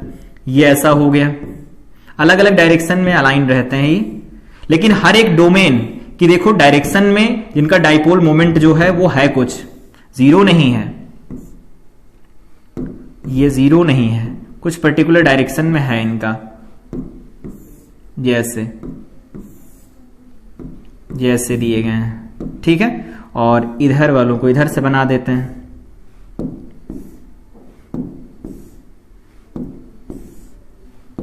ये देखो ऐसे बन गए। अब देखो मटेरियल के अंदर ये छोटे छोटे डोमेन बन जाते हैं। एक डोमेन के अंदर अगर बात करें कितने टाइनी मैग्नेट्स होते हैं, तो 10 to the power 17 to 10 to the power 21 इतने टाइनी मैग्नेट्स होते हैं, टाइनी मैग्नेट्स होते हैं। इतने टाइनी मैग्नेट्स होते हैं, मतलब बहुत ज्यादा बड़ा नंबर है ये, इतने टाइनी मैग्नेट्स पाए जाते हैं। लेकिन एक डोमेन की बात करें, सिर्फ एक पर्टिकुलर डोमेन की बात करें, तो उसका नेट डाइपोल मोमेंट जीरो नहीं होता। चाहे जिसको पकड़ लो, पहले को, दूसरे को, तीसरे को, चौथे को, सबका कुछ ना कुछ डाइपोल मोमेंट है। लेकिन अगर बात किया जाए ओवरऑल इस पूरे मटेरियल की या स्पेसिमेन के बारे में पूरी बात करें, तो क्या इसका नेट डाइपोल मोमेंट है? नहीं है। ऊपर वालों को इधर वाले ने कैंसिल कर दिया, इसको इधर वालों ने कैंसिल कर दिया। तो अगर यहां पर b की वैल्यू जीरो लिखी जाती है, b की वैल्यू जीरो होती है, तो उस केस में क्या होता है, यहां पर नेट डाइपोल मोमेंट जो लिखा जाता है वो भी जीरो ही रहता है। इस बात का ध्यान रखना है, ठीक है। तो फेरोमैग्नेटिक सब्सटेंसेस के अंदर क्या होते हैं, टाइनी मैग्नेट्स के ग्रुप्स बन जाते हैं, और वो टाइनी मैग्नेट्स के ग्रुप जो होते हैं उनको डोमेन कहते हैं। और एक पर्टिकुलर डोमेन के बारे में अगर बात करें तो उसका नेट डाइपोल मोमेंट जीरो नहीं होता, लेकिन पूरे मटेरियल के अंदर डोमेन अपने आप को रैंडमली अरेंज करके रखते हैं, जिससे उस पूरे स्पेसिमेन, उस मटेरियल का नेट डाइपोल मोमेंट जीरो निकल के आता है, ठीक है। अब यहां पर कुछ पॉइंट्स लिखे गए, उनके बारे में पढ़ लो। व्हेन अ फेरोमैग्नेटिक सब्सटेंस, अगर फेरोमैग्नेटिक सब्सटेंस को मैग्नेटिक फील्ड में प्लेस किया जाता है तो इसके अंदर जो फील्ड होता है gets greatly enhanced as a result. When a ferromagnetic material is placed in a non uniform magnetic field, it quickly moves from weaker part to the stronger part of the magnetic field, ठीक है। ये strong part जहां होगा उसकी तरफ ये move कर जाएंगे, जैसे भी हम लोगों ने देखा था। When a ferromagnetic material is placed inside a magnetic field, अगर फेरोमैग्नेटिक मटेरियल को मैग्नेटिक फील्ड में प्लेस किया जाता है तो इसके अंदर जो मैग्नेटिक फील्ड लाइंस होती हैं वो बहुत ज्यादा बढ़ जाती हैं, बहुत ज्यादा बढ़ जाती हैं। तो इसको इस तरह से समझ सकते हैं, अगर मान लेते हैं ये हमारे पास कोई फेरोमैग्नेटिक सब्सटेंस है, इसके अंदर क्या होता है, अगर फील्ड इधर से इधर की तरफ लगा होता है तो इसके अंदर कुछ ऐसा बनता है, ये ऐसा बनता है, ये ऐसा बन जाता है। मतलब ये अपने आप में इधर n बना लेंगे, इधर s बना लेंगे, तो इसके अंदर जो फील्ड बनेगा वो किधर की तरफ बनेगा बताओ, इधर की तरफ फील्ड लाइंस जा रही हैं, इधर की तरफ फील्ड लाइंस जा रही हैं, इधर n हो गया, इधर n ही तो होगा, इधर से निकल रही होंगी, तो मतलब ये हमारे पास फील्ड लाइंस इधर की तरफ जा रही हैं, तो इधर n बनेगा, इधर s बनेगा। तो देखो यहां से मैग्नेटिक फील्ड लाइंस निकलेंगी, इधर एंटर करेंगी, तो इसके अंदर जो मैग्नेटिक फील्ड लाइंस होंगी वो बढ़ जाती हैं। अगर ये हमारे पास आयरन का कोई पीस है, तो एग्जांपल देखा ना, आयरन इसी में तो लाई करता है, फेरोमैग्नेटिक सब्सटेंस है, तो उसके अंदर मैग्नेटिक फील्ड लाइंस काफी हद तक बढ़ जाती हैं, पैरामैग्नेटिक में जो बढ़ती हैं उससे भी कहीं ज्यादा बढ़ जाती हैं। इसको एक्सप्लेन करें उससे पहले इसकी प्रॉपर्टीज देख लो एक एक करके, बोर्ड के लिए सारी प्रॉपर्टी इंपॉर्टेंट है, और कोई क्वेश्चन अगर थ्योरेटिकल बनना होता है तो इनकी प्रॉपर्टी से बन जाएगा। पहला है, when a ferromagnetic material is kept in a magnetic field, a large magnetization occurs in the direction of magnetic field, in the direction of magnetic field. Large magnetization, इस वर्ड को यहां पर हाईलाइट करके लिखो, लार्ज मैग्नेटाइजेशन अकर करता है in the direction of magnetic field. अगला point है, for a ferromagnetic substance the intensity of magnetization क्या होता था, आई क्या होता था, m वेक्टर डिवाइडेड बाय में v, रिवाइज करते जाओ, has a large positive value, काफी ज्यादा पॉजिटिव वैल्यू होती है। It is because on being placed in a magnetic field a ferromagnetic substance get strongly magnetize in the direction of magnetic field, उसी को repeat किया गया है। अगला है परमिएबिलिटी, परमिएबिलिटी क्या होती है, mu of ferromagnetic material is very large and order of 100 and 1000, बहुत ज्यादा होती परमिएबिलिटी। अगला है सिमिलरली दीज देयर ससेप्टिबिलिटी, इनकी जो ससेप्टिबिलिटी होती है वो भी काफी ज्यादा होती है, तो काई एम की वैल्यू भी काफी ज्यादा होती है, काफी ज्यादा होती है। That is why this can be magnetize easily and strongly.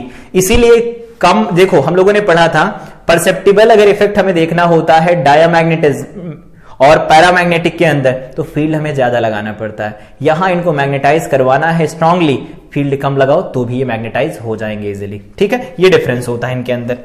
अगला पॉइंट है, the ferromagnetic behaviour of a substance become temperature dependent, ये भी अगेन टेम्परेचर डिपेंडेंट होता है। इसके बारे में, टेम्परेचर के बारे में डिटेल बात करेंगे। With the rise of temperature, temperature बढ़ाया जाता है, susceptibility of magnetic materials decreases as a result, as a certain temperature ferromagnetic pass over the paramagnetic, मतलब जो ये मैग्नेटिक होते हैं, फेरोमैग्नेटिक सब्सटेंस होते हैं, वो पैरामैग्नेटिक बिहेवियर शो करते हैं। The transition temperature is called Curie temperature, notebook में नोट कर लेना, इस टेम्परेचर को क्या कहा जाता है, क्यूरी टेम्परेचर, या इस पॉइंट को हम कहते हैं क्यूरी पॉइंट।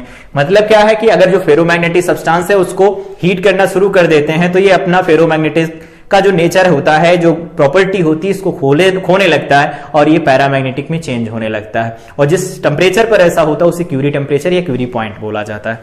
इसको यहां पर समझते हैं। इधर कैसे, अगर हम इसको डिस्कस कर रहे हैं तो देखो इसका डिस्कशन होता है, यहां पर देख लो, at a temperature above the Curie point the ferromagnetic materials becomes an ordinary paramagnetic whose magnetic susceptibility obey Curie-Weiss law। ये देखो Curie-Weiss law क्या है, ये Curie-Weiss law सुनो, ये देखो Curie-Weiss law क्या है। Curie-Weiss law हमें ये बताता है कि अगर हम यहां पर एक टेम्परेचर चूज कर लें, इधर क्या दिया गया है, टेम्परेचर है,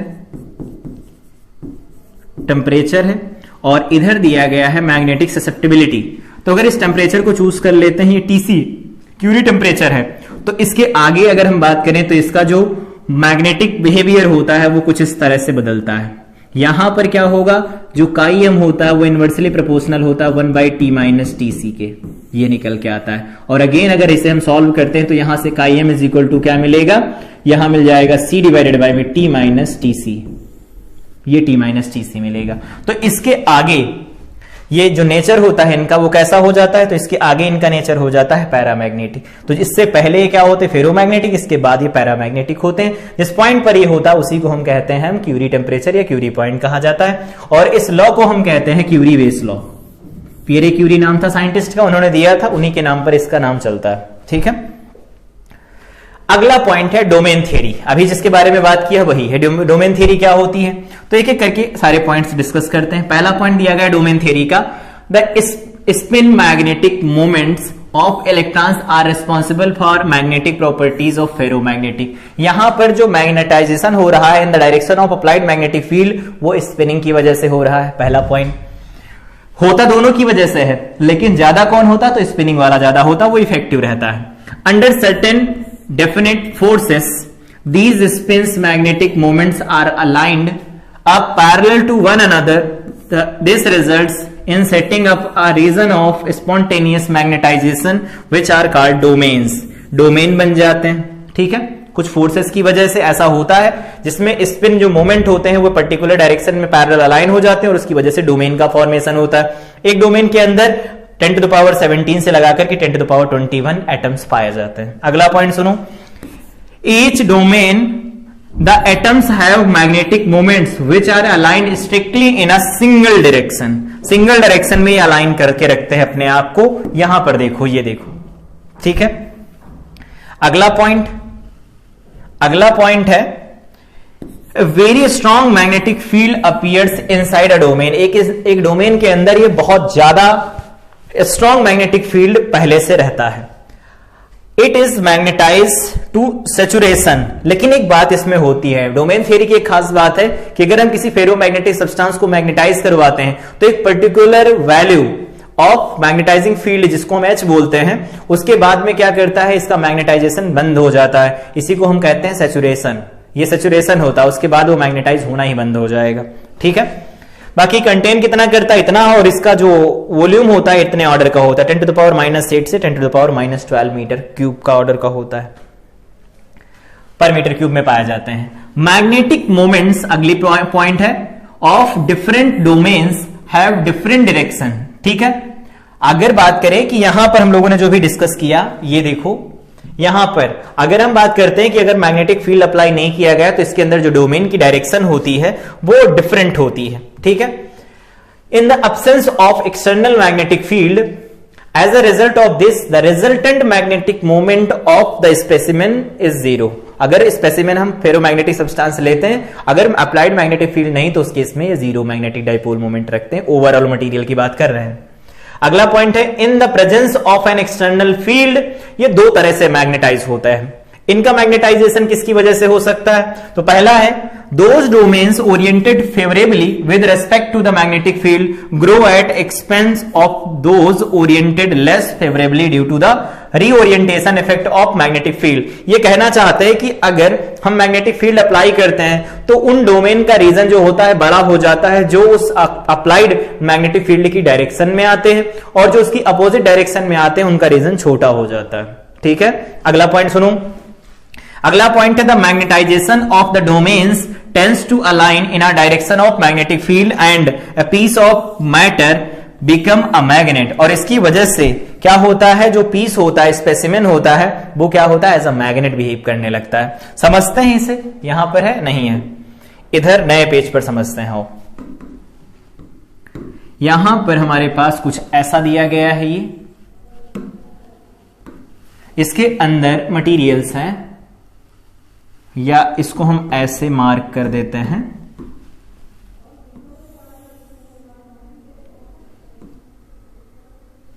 ठीक है, देखते जाओ। ये ऐसा बनाया गया है, ये ऐसा बना दिया गया। अब क्या करना है, इसके अंदर जो डोमेन होते हैं वो इस डायरेक्शन में ऐसे होते हैं,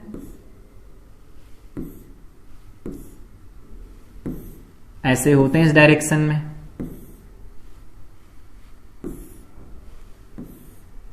इस डायरेक्शन में ऐसे होते हैं। ठीक, अब क्या होगा, इनको हम इधर बना लेते हैं तो इनको इधर बना देते हैं, ओवरऑल जीरो होता है ना।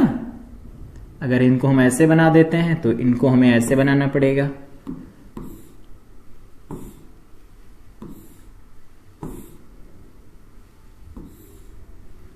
ये ऐसे बन गए। ठीक, ये हो गया जब B जीरो है, B is equal to zero, तो नेट डाइपोल मोमेंट इनका भी जीरो होता है।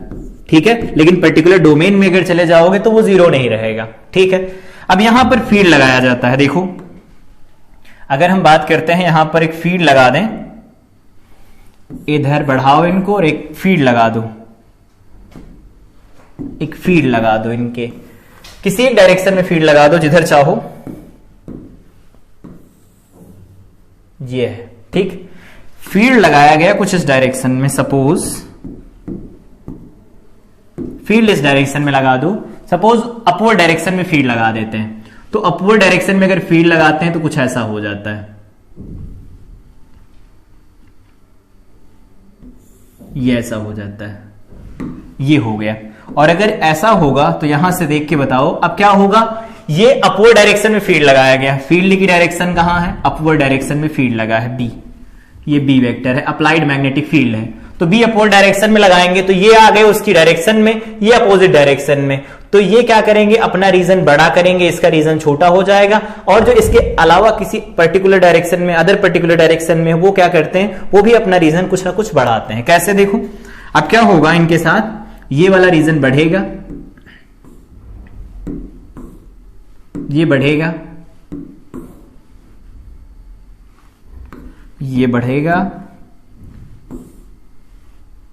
ये क्या है, ये बढ़ जाएगा रीजन, ये बढ़ गया रीजन। ठीक, अब ये बढ़ गया तो ये छोटा हो जाएगा, एक बढ़ गया तो अपोजिट वाला छोटा हो जाएगा, ये हो गया, ये छोटा हो गया। उसके बाद में क्या होगा, ये वाले भी अपना कुछ ना कुछ रीजन बढ़ाएंगे, कुछ थोड़ा बढ़ेगा इनका। ठीक है, और इनको अगर हम ऐसे बनाएं तो ज्यादा बेटर रहेगा,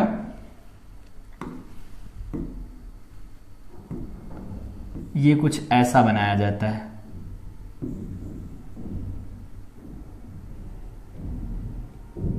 ये ज्यादा बेटर रहेगा, और इसको भी थोड़ा सही कर लो,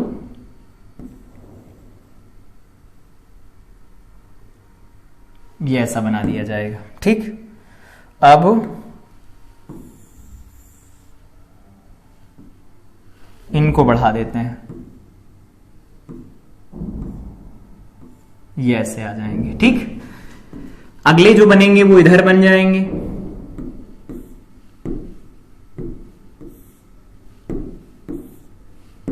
इधर जो बनेंगे वो क्या होंगे, कुछ इस तरह से बन जाएंगे, ये ऐसे बन गए। ठीक है, इनको चाहो तो थोड़ा बढ़ा दो, ये बन गए, ठीक है, ऐसा याद रखो। तो बी अगर अपवर्ड साइड में लगाया गया तो उनके साथ कुछ ऐसा होगा। यहां पर ये मैग्नेटाइज हुए हैं ना, ये वाला रीजन जो था वो बड़ा हो गया, तो अगर ये रीजन बड़ा हो जाएगा, मैग्नेटाइज तो हुए हैं, तो मैग्नेटाइज हुआ है, यहां पर मैग्नेटाइजेशन किसकी वजह से हुआ है, तो अगर याद रखना चाहो तो याद रख लो, बाय द डिस्प्लेसमेंट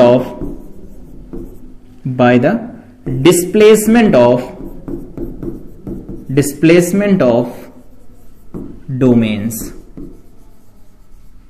डोमेन के डिस्प्लेसमेंट, डोमेन्स के डिस्प्लेसमेंट से हुआ। और ये कब होता है, ये होता है जब फील्ड अप्लाइड, ऐसा लिख लो, अप्लाइड फील्ड अगर वीक होता है, तो अप्लाइड फील्ड अगर वीक होगा तो ऐसा होगा। अप्लाइड फील्ड वीक है तब ऐसा होगा। और अगर ऐसा होता है तो इसमें एक प्रॉपर्टी होती है रिवर्सिबिलिटी और इरिवर्सिबिलिटी की। तो अगर अप्लाइड फील्ड वीक होता है तो मैग्नेटाइजेशन डिस्प्लेसमेंट ऑफ डोमेन की वजह से होता है, और ये क्या होता है, रिवर्सिबल होता है, रिवर्सिबल होता है। अगर क्वेश्चन पूछा जाए तो यहां से बताना। लेकिन अगर एक फील्ड ऐसा लगा दिया जाए जो बहुत स्ट्रांग फील्ड है, तो क्या होगा, मैग्नेटाइजेशन इस बार ऐसा नहीं होगा। मैग्नेटाइजेशन इस बार होगा इनके रोटेशन से, डोमेन रोटेट कर जाएंगे इस बार।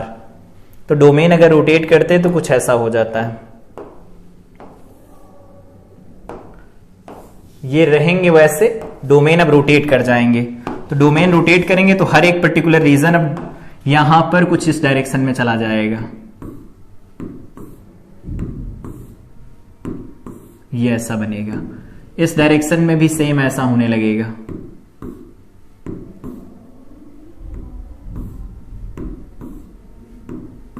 ये ऐसा होगा।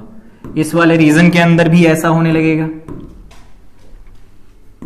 ऐसा, ये ऐसा, ये ऐसा होगा, ये ऐसा हो जाएगा। ठीक है, आई थिंक ये चीजें दिख रही होंगी, कुछ इस तरह का होगा।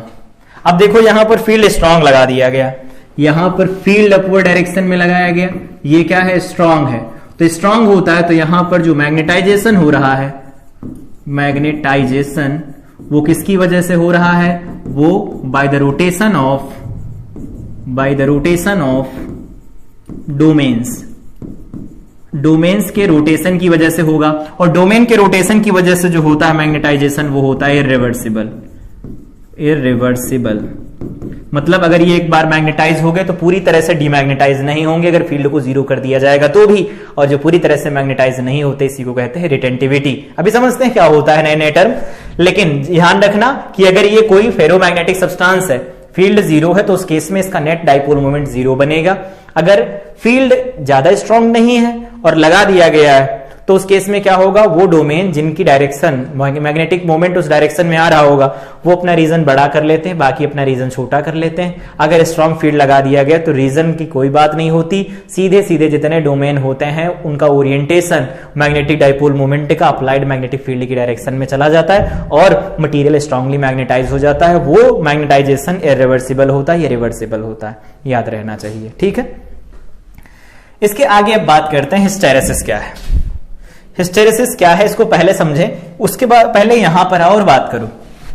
अब अगर हम यहां से बात करें कि चलो ये हो रहा है by the rotation of domain, rotation of domain की वजह से अगर ये मैग्नेटाइज होंगे बार बार और फील्ड हटा लिया जाए, फिर फील्ड लगाया जाए, फील्ड हटा लिया जाए, फील्ड लगाया जाए, तो क्या होंगे, ये अपने आप को मैग्नेटाइज करेंगे, फिर डीमैग्नेटाइज करेंगे। मैग्नेटाइजेशन होगा तो पूरी तरह से होगा, डीमैग्नेटाइजेशन होगा तो पूरी तरह से नहीं होगा, होगा ना ऐसा, क्योंकि कुछ ना कुछ प्रॉपर्टी। अब फील्ड हटाने के बाद इनके अंदर उतनी एनर्जी तो नहीं रहेगी कि जैसे पहले थे वैसे हो जाए, होगा ना, तो कुछ ना कुछ मैग्नेटिज्म इनके अंदर रह जाएगा।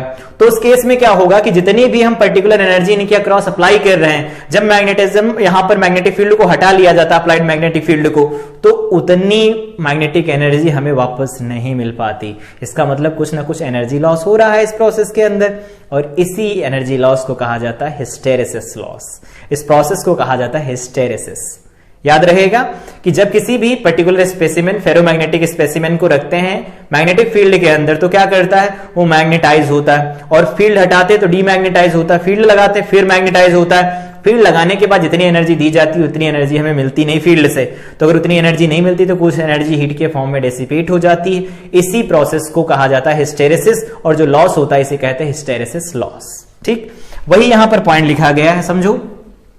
Hysteresis is the phenomenon shown by ferromagnetic substance whereby the magnetic field induction of the medium develop not only on the existing magnetic field but also on the previous state of the substance। इसका मतलब यह है कि पहले जितना magnetic field उनके अंदर था, फील्ड लगाया गया, मैग्नेटिक फील्ड बढ़ा, फील्ड हटाया गया, तो जितना मैग्नेटिक फील्ड उनके अंदर पहले था उससे कहीं ज्यादा अब भी बचा रह गया। नहीं समझ आया? समझाते हैं इधर। मान लेते हैं कि ये है हमारे पास कोई पर्टिकुलर स्पेसिमेन, इसका magnetic dipole moment 2 ampere metre square है। ठीक है, जब B जीरो है, ठीक है, ये फीबली मैग्नेटाइज है, कहीं से आया मैग्नेटाइज होकर के। फिर क्या किया गया, यहां पर मैग्नेटिक फील्ड लगा दिया गया इस डायरेक्शन में, B लगा दिया गया इस डायरेक्शन में। तो जब B लगा दिया गया तो मान लेते 5 एम्पियर मीटर स्क्वायर हो गया इसका डाइपोल मोमेंट। ठीक है, उसके बाद में क्या किया गया, यहां पर फील्ड की वैल्यू 0 कर दी गई, B इज इक्वल टू फिर से 0 कर दिया गया। तो B इज इक्वल टू 0 अगर कर दिया गया तो उस केस में क्या हुआ, 3 एम्पियर मीटर स्क्वायर होगा इसका डाइपोल मोमेंट। अब देखो, पहले 2 एम्पियर मीटर स्क्वायर था, किसी वजह से मैग्नेटाइज होके आया होगा, फील्ड लगाया गया 5 हो गया, उसके बाद में जब फील्ड हटाया गया तो 3 हो गया। इसका मतलब पहले 2 था, 3 हो गया, कुछ बढ़ गया।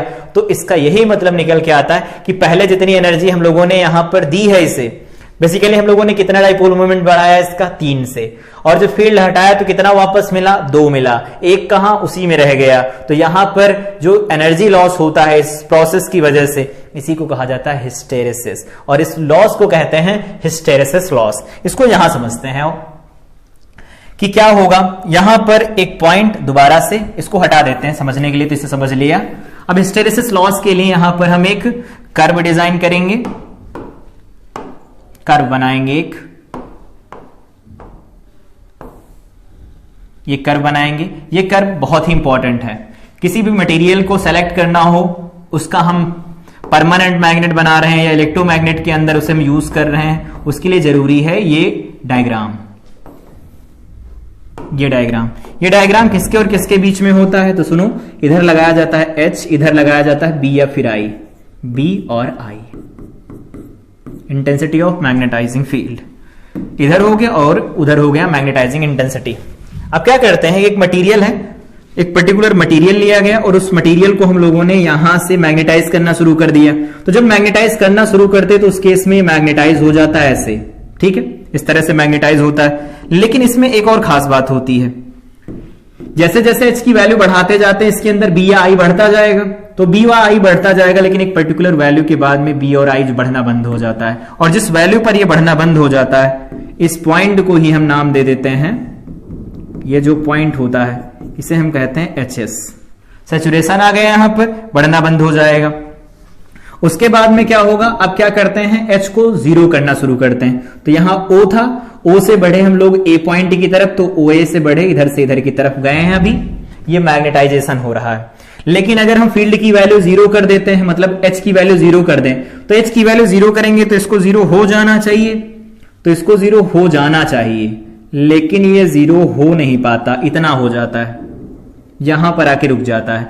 और ये O है और इसे हम B नाम दे देते हैं। तो जो OB इसके अंदर B रह गया, OB जो इसके अंदर जो B रह गया, इस B को ही कहा जाता है रेजिडुअल मैग्नेटिक फील्ड, और इसी को कहते हैं रिटेंटिविटी कहा जाता है। ठीक है, रिटेंटिविटी हो गई। अब उसके बाद क्या होगा, उसके बाद क्या करेंगे, अब हमें इसको पूरी तरह से डीमैग्नेटाइज करवाना है, तो रिवर्स डायरेक्शन मैच लगा दो। तो रिवर्स डायरेक्शन मैच लगाते हैं और ये यहां पर आ जाता है ऐसा। अब ये 0 हो गया। अब ये 0 होता है, तो 0 होने के बाद यहां पर जो H है वो -HS में चला गया, -H में चला गया। उसके बाद में अगर हम आगे बढ़ाते जाते हैं ये वैल्यू, तो आगे बढ़ाते जाएंगे तो कुछ ऐसा होगा और इस पर्टिकुलर वैल्यू पर जाकर के फिर से सैचुरेशन पर चला जाएगा और सैचुरेट हो जाएगा। ये सैचुरेट हो गया। सैचुरेशन के बाद अभी आगे बढ़ना बंद कर देगा तो यहां पर क्या है, HS है, यहां पर क्या है, HS विद नेगेटिव साइन। ठीक, उसके बाद में क्या होगा, फिर से हम इसे मैग्नेटाइज करवाएंगे, तो फिर से मैग्नेटाइज करवाएंगे तो कुछ ऐसा होगा, इस रास्ते से जाएगा और इस तरह से वापस लौट रहा था, ये देखो। तो इस तरह से ये मैग्नेटाइज होता है और इस तरह से डीमैग्नेटाइज होता है। यहां पर B वर्सेस S जो कर्व बनाया जाता है इसी को कहते हैं हिस्टेरेसिस लूप, और पर यूनिट वॉल्यूम में होने वाली जो हीट लॉस होती है उसको हिस्टेरेसिस लॉस इसी कर्व के एरिया से निकाला जाता है। अब यहां पर और पॉइंट सुनो, यहां पर एक पॉइंट ये है, तो हम लोगों ने भी देखा कि इसमें जब H की वैल्यू 0 की गई तो कुछ ना कुछ मैग्नेटिज्म इसके अंदर बचा। उस मैग्नेटिज्म को हमें खत्म करने के लिए यहां पर रिवर्स डायरेक्शन में कुछ मैग्नेटिक फील्ड लगाना पड़ा, मतलब H की वैल्यू नेगेटिव करनी पड़ी। तो H की वैल्यू जो नेगेटिव करनी पड़ी इसी को कहा जाता है कोर्सिविटी। कोर्सिविटी, इसे कोर्सिविटी कहा जाता है। इस कोर्सिविटी और रिटेंटिविटी के यहां पर जो लिखा गया है रिटेंटिविटी, इसी के अकॉर्डिंग मटेरियल को हम चूज करते हैं, पैरामैग्नेटिक या फिर डायामैग्नेटिक या फेरोमैग्नेटिक, इन सब से निकालते हैं उन मटेरियल्स को जिनसे हम बहुत आसानी से इलेक्ट्रोमैग्नेट्स या फिर स्टेबल मैग्नेट्स के बारे में बात करें तो परमानेंट मैग्नेट बनाया जा सके। तो ये होता है हिस्टेरेसिस लूप होता है। इसके बारे में कुछ इंपॉर्टेंट पॉइंट अगर देखना हो, इनकी डेफिनेशन जो यहां पर रिटेंटिविटी और कोर्सिविटी लिखी गई ये क्या होती है, तो यहां पर देख लो। पहला पॉइंट दिया गया है, उसी पॉइंट के बारे में है, when H is equal to 0, जब H की वैल्यू 0 कर दी जाए, जब H की वैल्यू 0 कर दी जाए, यहां H 0 हो गया, इसके अंदर कुछ ना कुछ देखो रेजिडुअल मैग्नेटिक फील्ड रह गया है, तो इसके अंदर after having increased from 0 to HS, 0 से HS तक बढ़ा के उसके बाद में 0 की गई हो, इस बात का ध्यान रखना। तो Br जो होता है वो B के बराबर रह जाता है, जहां पर जो B होता है वो रेजिडुअल मैग्नेटिज्म या फिर रिटेंटिविटी और रेमेनेंस, तीनों नाम इसके होते हैं, कहलाता है। अब इसकी डेफिनेशन है, the retentivity is the property by the virtue of which the magnetism remains in a material even on the removal of magnetizing field. H की वैल्यू 0 कर दी जाए फिर भी उसके अंदर कुछ मैग्नेटिज्म रह जाता है, उसी प्रॉपर्टी को हम रिटेंटिविटी कहते हैं। ठीक है, अगला पॉइंट देखो, अगला पॉइंट है when magnetic field is reversed, अगर मैग्नेटिक फील्ड को रिवर्स कर दिया जाए, अगेन यहां पर देखो, यहां पर आ गए ना, इसके बाद मैग्नेटिक फील्ड को देखो रिवर्स किया गया, तो रिवर्स किया गया तो यहां पर जो B हो गया वो 0 हो गया, तो वही लिखा when magnetic field is reverse magnetizing decreasing for the particular value of H की पर्टिकुलर वैल्यू पर जाकर मैग्नेटिज्म 0 होता है, तो B की वैल्यू 0 लिखी जाती, the value of H is called coercivity. ठीक है, कोर्सिविटी क्या होती है, मटेरियल की वो property, the measure of the magnetizing field required to destroy residual magnetism, residual magnetism जो इसके अंदर रह गया फील्ड हटाने के बाद उसको डिस्ट्रॉय करने के लिए जो रिक्वायर्ड वैल्यू ऑफ H होती है उसी को हम कहते हैं कोर्सिविटी। अगला पॉइंट है, the process of taking a ferromagnetic through a cycle of magnetization results in loss of energy, this is called hysteresis loss। ये जो लॉस हो रहा है ना एनर्जी का, इसी को हिस्टेरेसिस लॉस कहते हैं, और ये हीट के फॉर्म में अपीयर होता है, याद रहेगा। तो ये होते हैं कुछ salient features regarding hysteresis loop. यहां पर हम लोगों ने बात किया हिस्टेरेसिस लॉस क्या होता है, ये पर्टिकुलर मटेरियल मैग्नेटाइज कैसे होता है, डीमैग्नेटाइज कैसे होता है, रिटेंटिविटी, कोर्सिविटी क्या होती, इन सबको डिस्कस किया। अगर यहां पर हम बात करें आगे, हिस्टेरेसिस लूप तो यहां पर देख ही लिया है, हिस्टेरेसिस लूप देख लिया।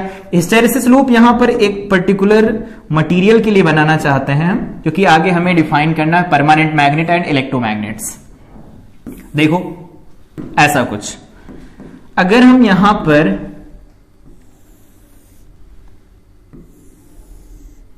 बना नहीं है ठीक से, ये ऐसा है, ठीक है, एक लूप ऐसा बनाया गया, एक दूसरा लूप देखो हम ऐसा बना रहे हैं, एक दूसरा लूप है कुछ इस तरह का, एक दूसरा लूप कुछ इस तरह का बनाया गया है, ये ऐसा बना दिया गया है, ये ज्यादा बड़ा सा हो गया, ये ऐसा बना दिया गया है। ठीक है, दो अलग अलग लूप बनाए गए हैं। यहां पर ध्यान रखना ये H दिया गया है, इधर B है, या फिर इसको हम I लिखना चाहे लिखते, दोनों का मतलब एक ही है।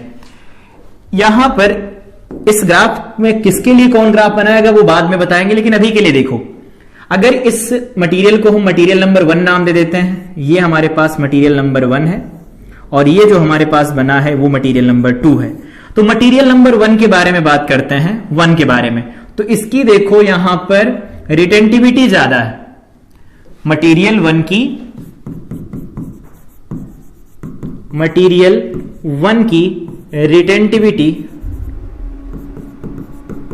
रिटेंटिविटी हाई है, ठीक है, बढ़िया है।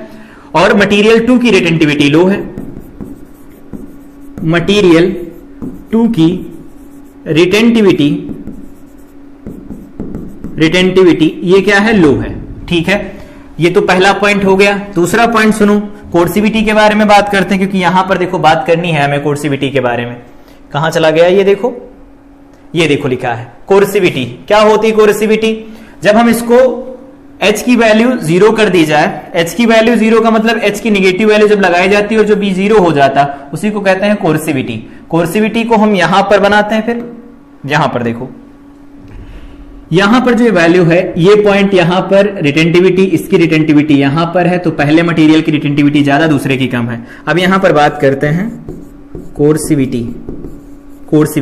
कोर्सिविटी में देखो किसकी ज्यादा है, तो मटेरियल 2 की ज्यादा है। यहां पर देखो ये वैल्यू यहां से यहां तक की ज्यादा नहीं है, ये वाली वैल्यू यहां तक की जो वैल्यू वो कम है, तो यहां पर कोर्सिविटी दूसरे मटेरियल की कम है, मतलब ज्यादा है पहले मटेरियल से, ऐसा है, ठीक है। अब अगर हम बात करें कि ये दोनों किसके लिए बनाए गए, तो एक हमने बनाया है स्टील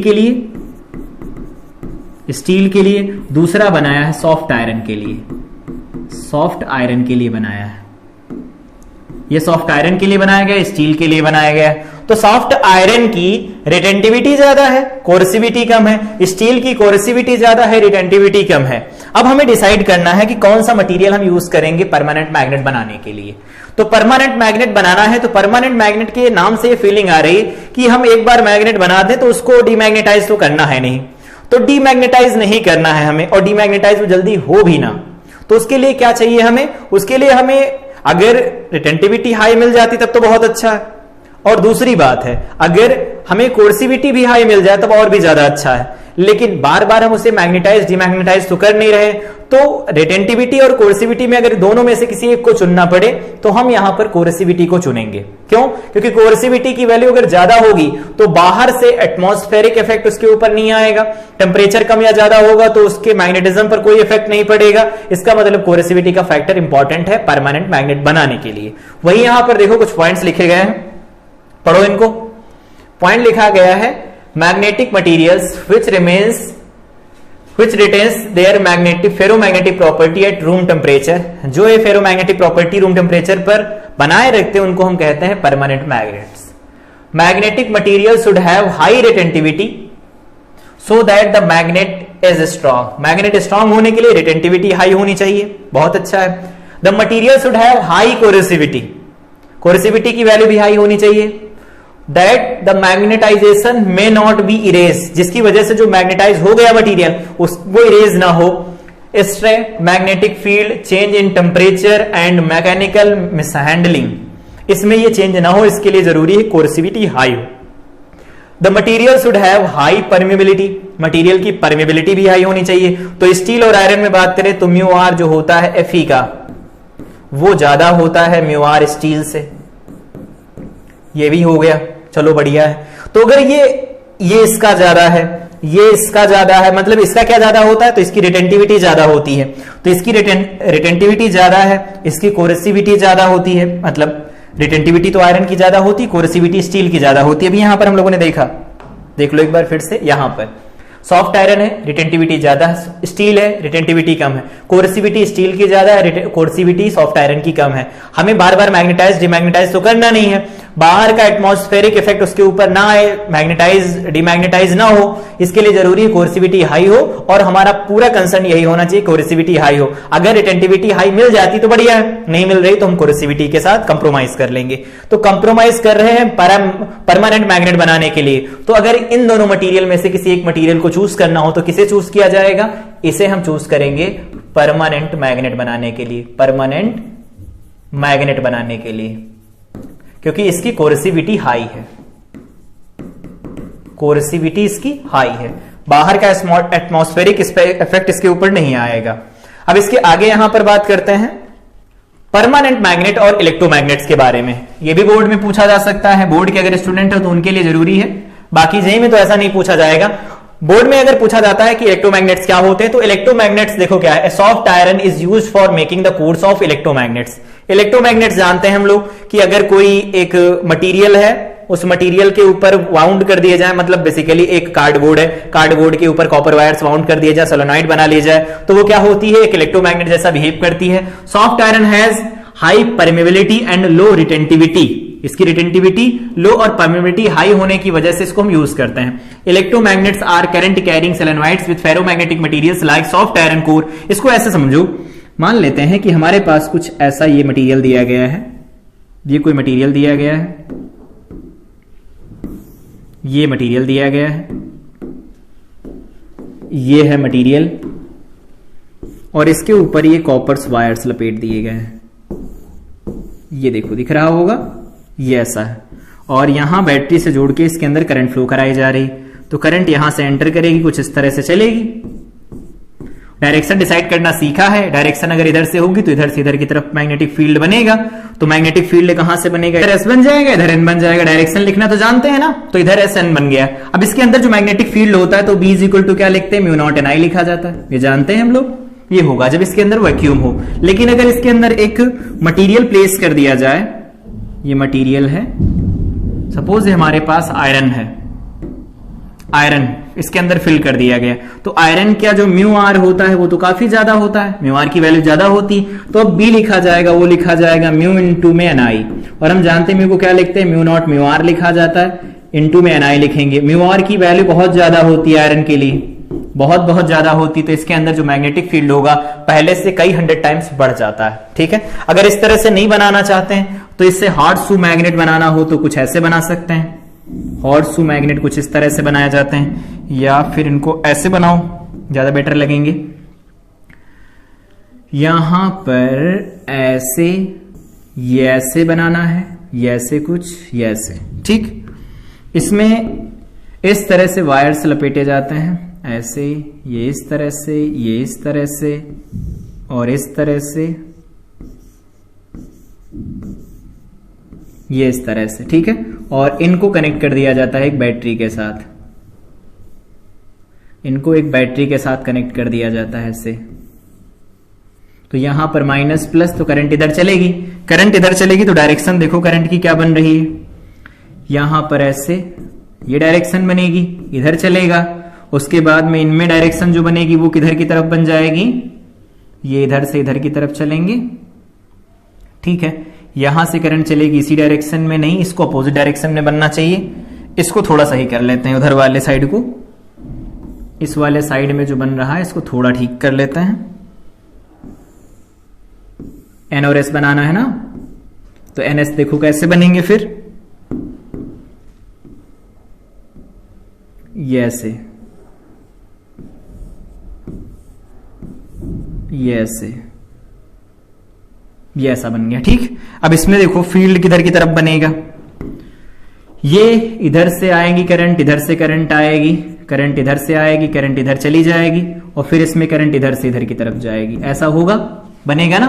तो इसमें करंट इधर से इधर की तरफ आएगी, तो ये नीचे की तरफ जाएगी, तो यहां पर एन बन जाएगा, और इधर से क्या होगा, ऊपर की तरफ निकल रहा होगा, ये एस बनेगा, और ये एन बन जाएगा, ऐसा कुछ बनेगा, और एन एस बन गए। इसमें देखो यहां पर करंट क्या है, इस डायरेक्शन में चल रही, तो यहां से फील्ड निकलेगा, वहां पर करंट अंदर जा रही, फील्ड जाएगा, तो इधर एन बनेगा, इधर एस बनेगा। हॉर्सशू मैग्नेट बनाना तो इस तरह से बना सकते हैं, अगर कोई हमें सिंपल मैग्नेट बनाना तो इस तरह से बनाया जा सकता है। ये होते हैं इलेक्ट्रोमैग्नेट्स, और उनको बनाने के तरीके कि कैसे बनाया जा सकता है, ठीक है। सॉफ्ट आयरन की कोर रख करके उनके भीतर के मैग्नेटिक फील्ड को बढ़ाया जा सकता है। यहां पर हम लोगों ने देखा कि परमानेंट मैग्नेट बनाने के लिए किन चीजों का इस्तेमाल किया जाता है, तो अगर दो मटेरियल हमें चूज करने हो, स्टील या फिर आयरन में से, तो हम स्टील को प्रेफर करेंगे क्योंकि उसकी कोर्सिविटी ज्यादा होती है, और कोर्सिविटी ज्यादा होगी तो क्या होगा, stray magnetic field, change in temperature और मैकेनिकल मिसहैंडलिंग में उसका मैग्नेटाइजेशन, डीमैग्नेटाइजेशन नहीं होगा, यही हमें चाहिए, ठीक है। तो बेसिकली ये क्लास थी जिसमें हम लोगों ने फेरोमैग्नेटिक सब्सटेंस क्या होते हैं और पैरामैग्नेटिक क्या होते हैं, डायामैग्नेटिक क्या होते हैं, इनके बिहेवियर को कैसे समझा जा सकता है, टेम्परेचर के ऊपर वो कैसे डिपेंड करता है, एक्सप्लेन करने के लिए एटॉमिक मॉडल देखा था मैग्नेटिज्म का। यहां पर हम लोगों ने atomic model of magnetism discuss किया। ये है हमारे पास relationship between mu are and chi m. ये बोर्ड के लिए इंपॉर्टेंट डेरिवेशन है, याद रखना है, ठीक है। बाकी जेई के लिए ये फार्मूला याद रखना कि ये फार्मूला कैसे काम करता है, ठीक है। बाकी मेन में आएगा, एडवांस का तो टॉपिक है नहीं, ये मेन का टॉपिक है, तो इससे बड़े बड़े क्वेश्चन बनने के चांसेस यहां से तो है नहीं, लेकिन फिर भी थ्योरी अगर हमारी क्लियर होती तो अगर कोई ऑब्जेक्टिव क्वेश्चन बनता है तो उसको हम इजिली टैकल कर पाएंगे। तो ये क्लास थी जिसमें हम लोगों ने magnetic properties of material discuss किया। अगली क्लास में हम अर्थ मैग्नेटिज्म एंड मैटर के जितने भी पीवाईक्यूज बने हैं मेन के अंदर उन सबको डिस्कस करेंगे। तो तब तक के लिए इस क्लास को रिवाइज करें। मिलते हैं अगली क्लास में। Till then I wish you all the best.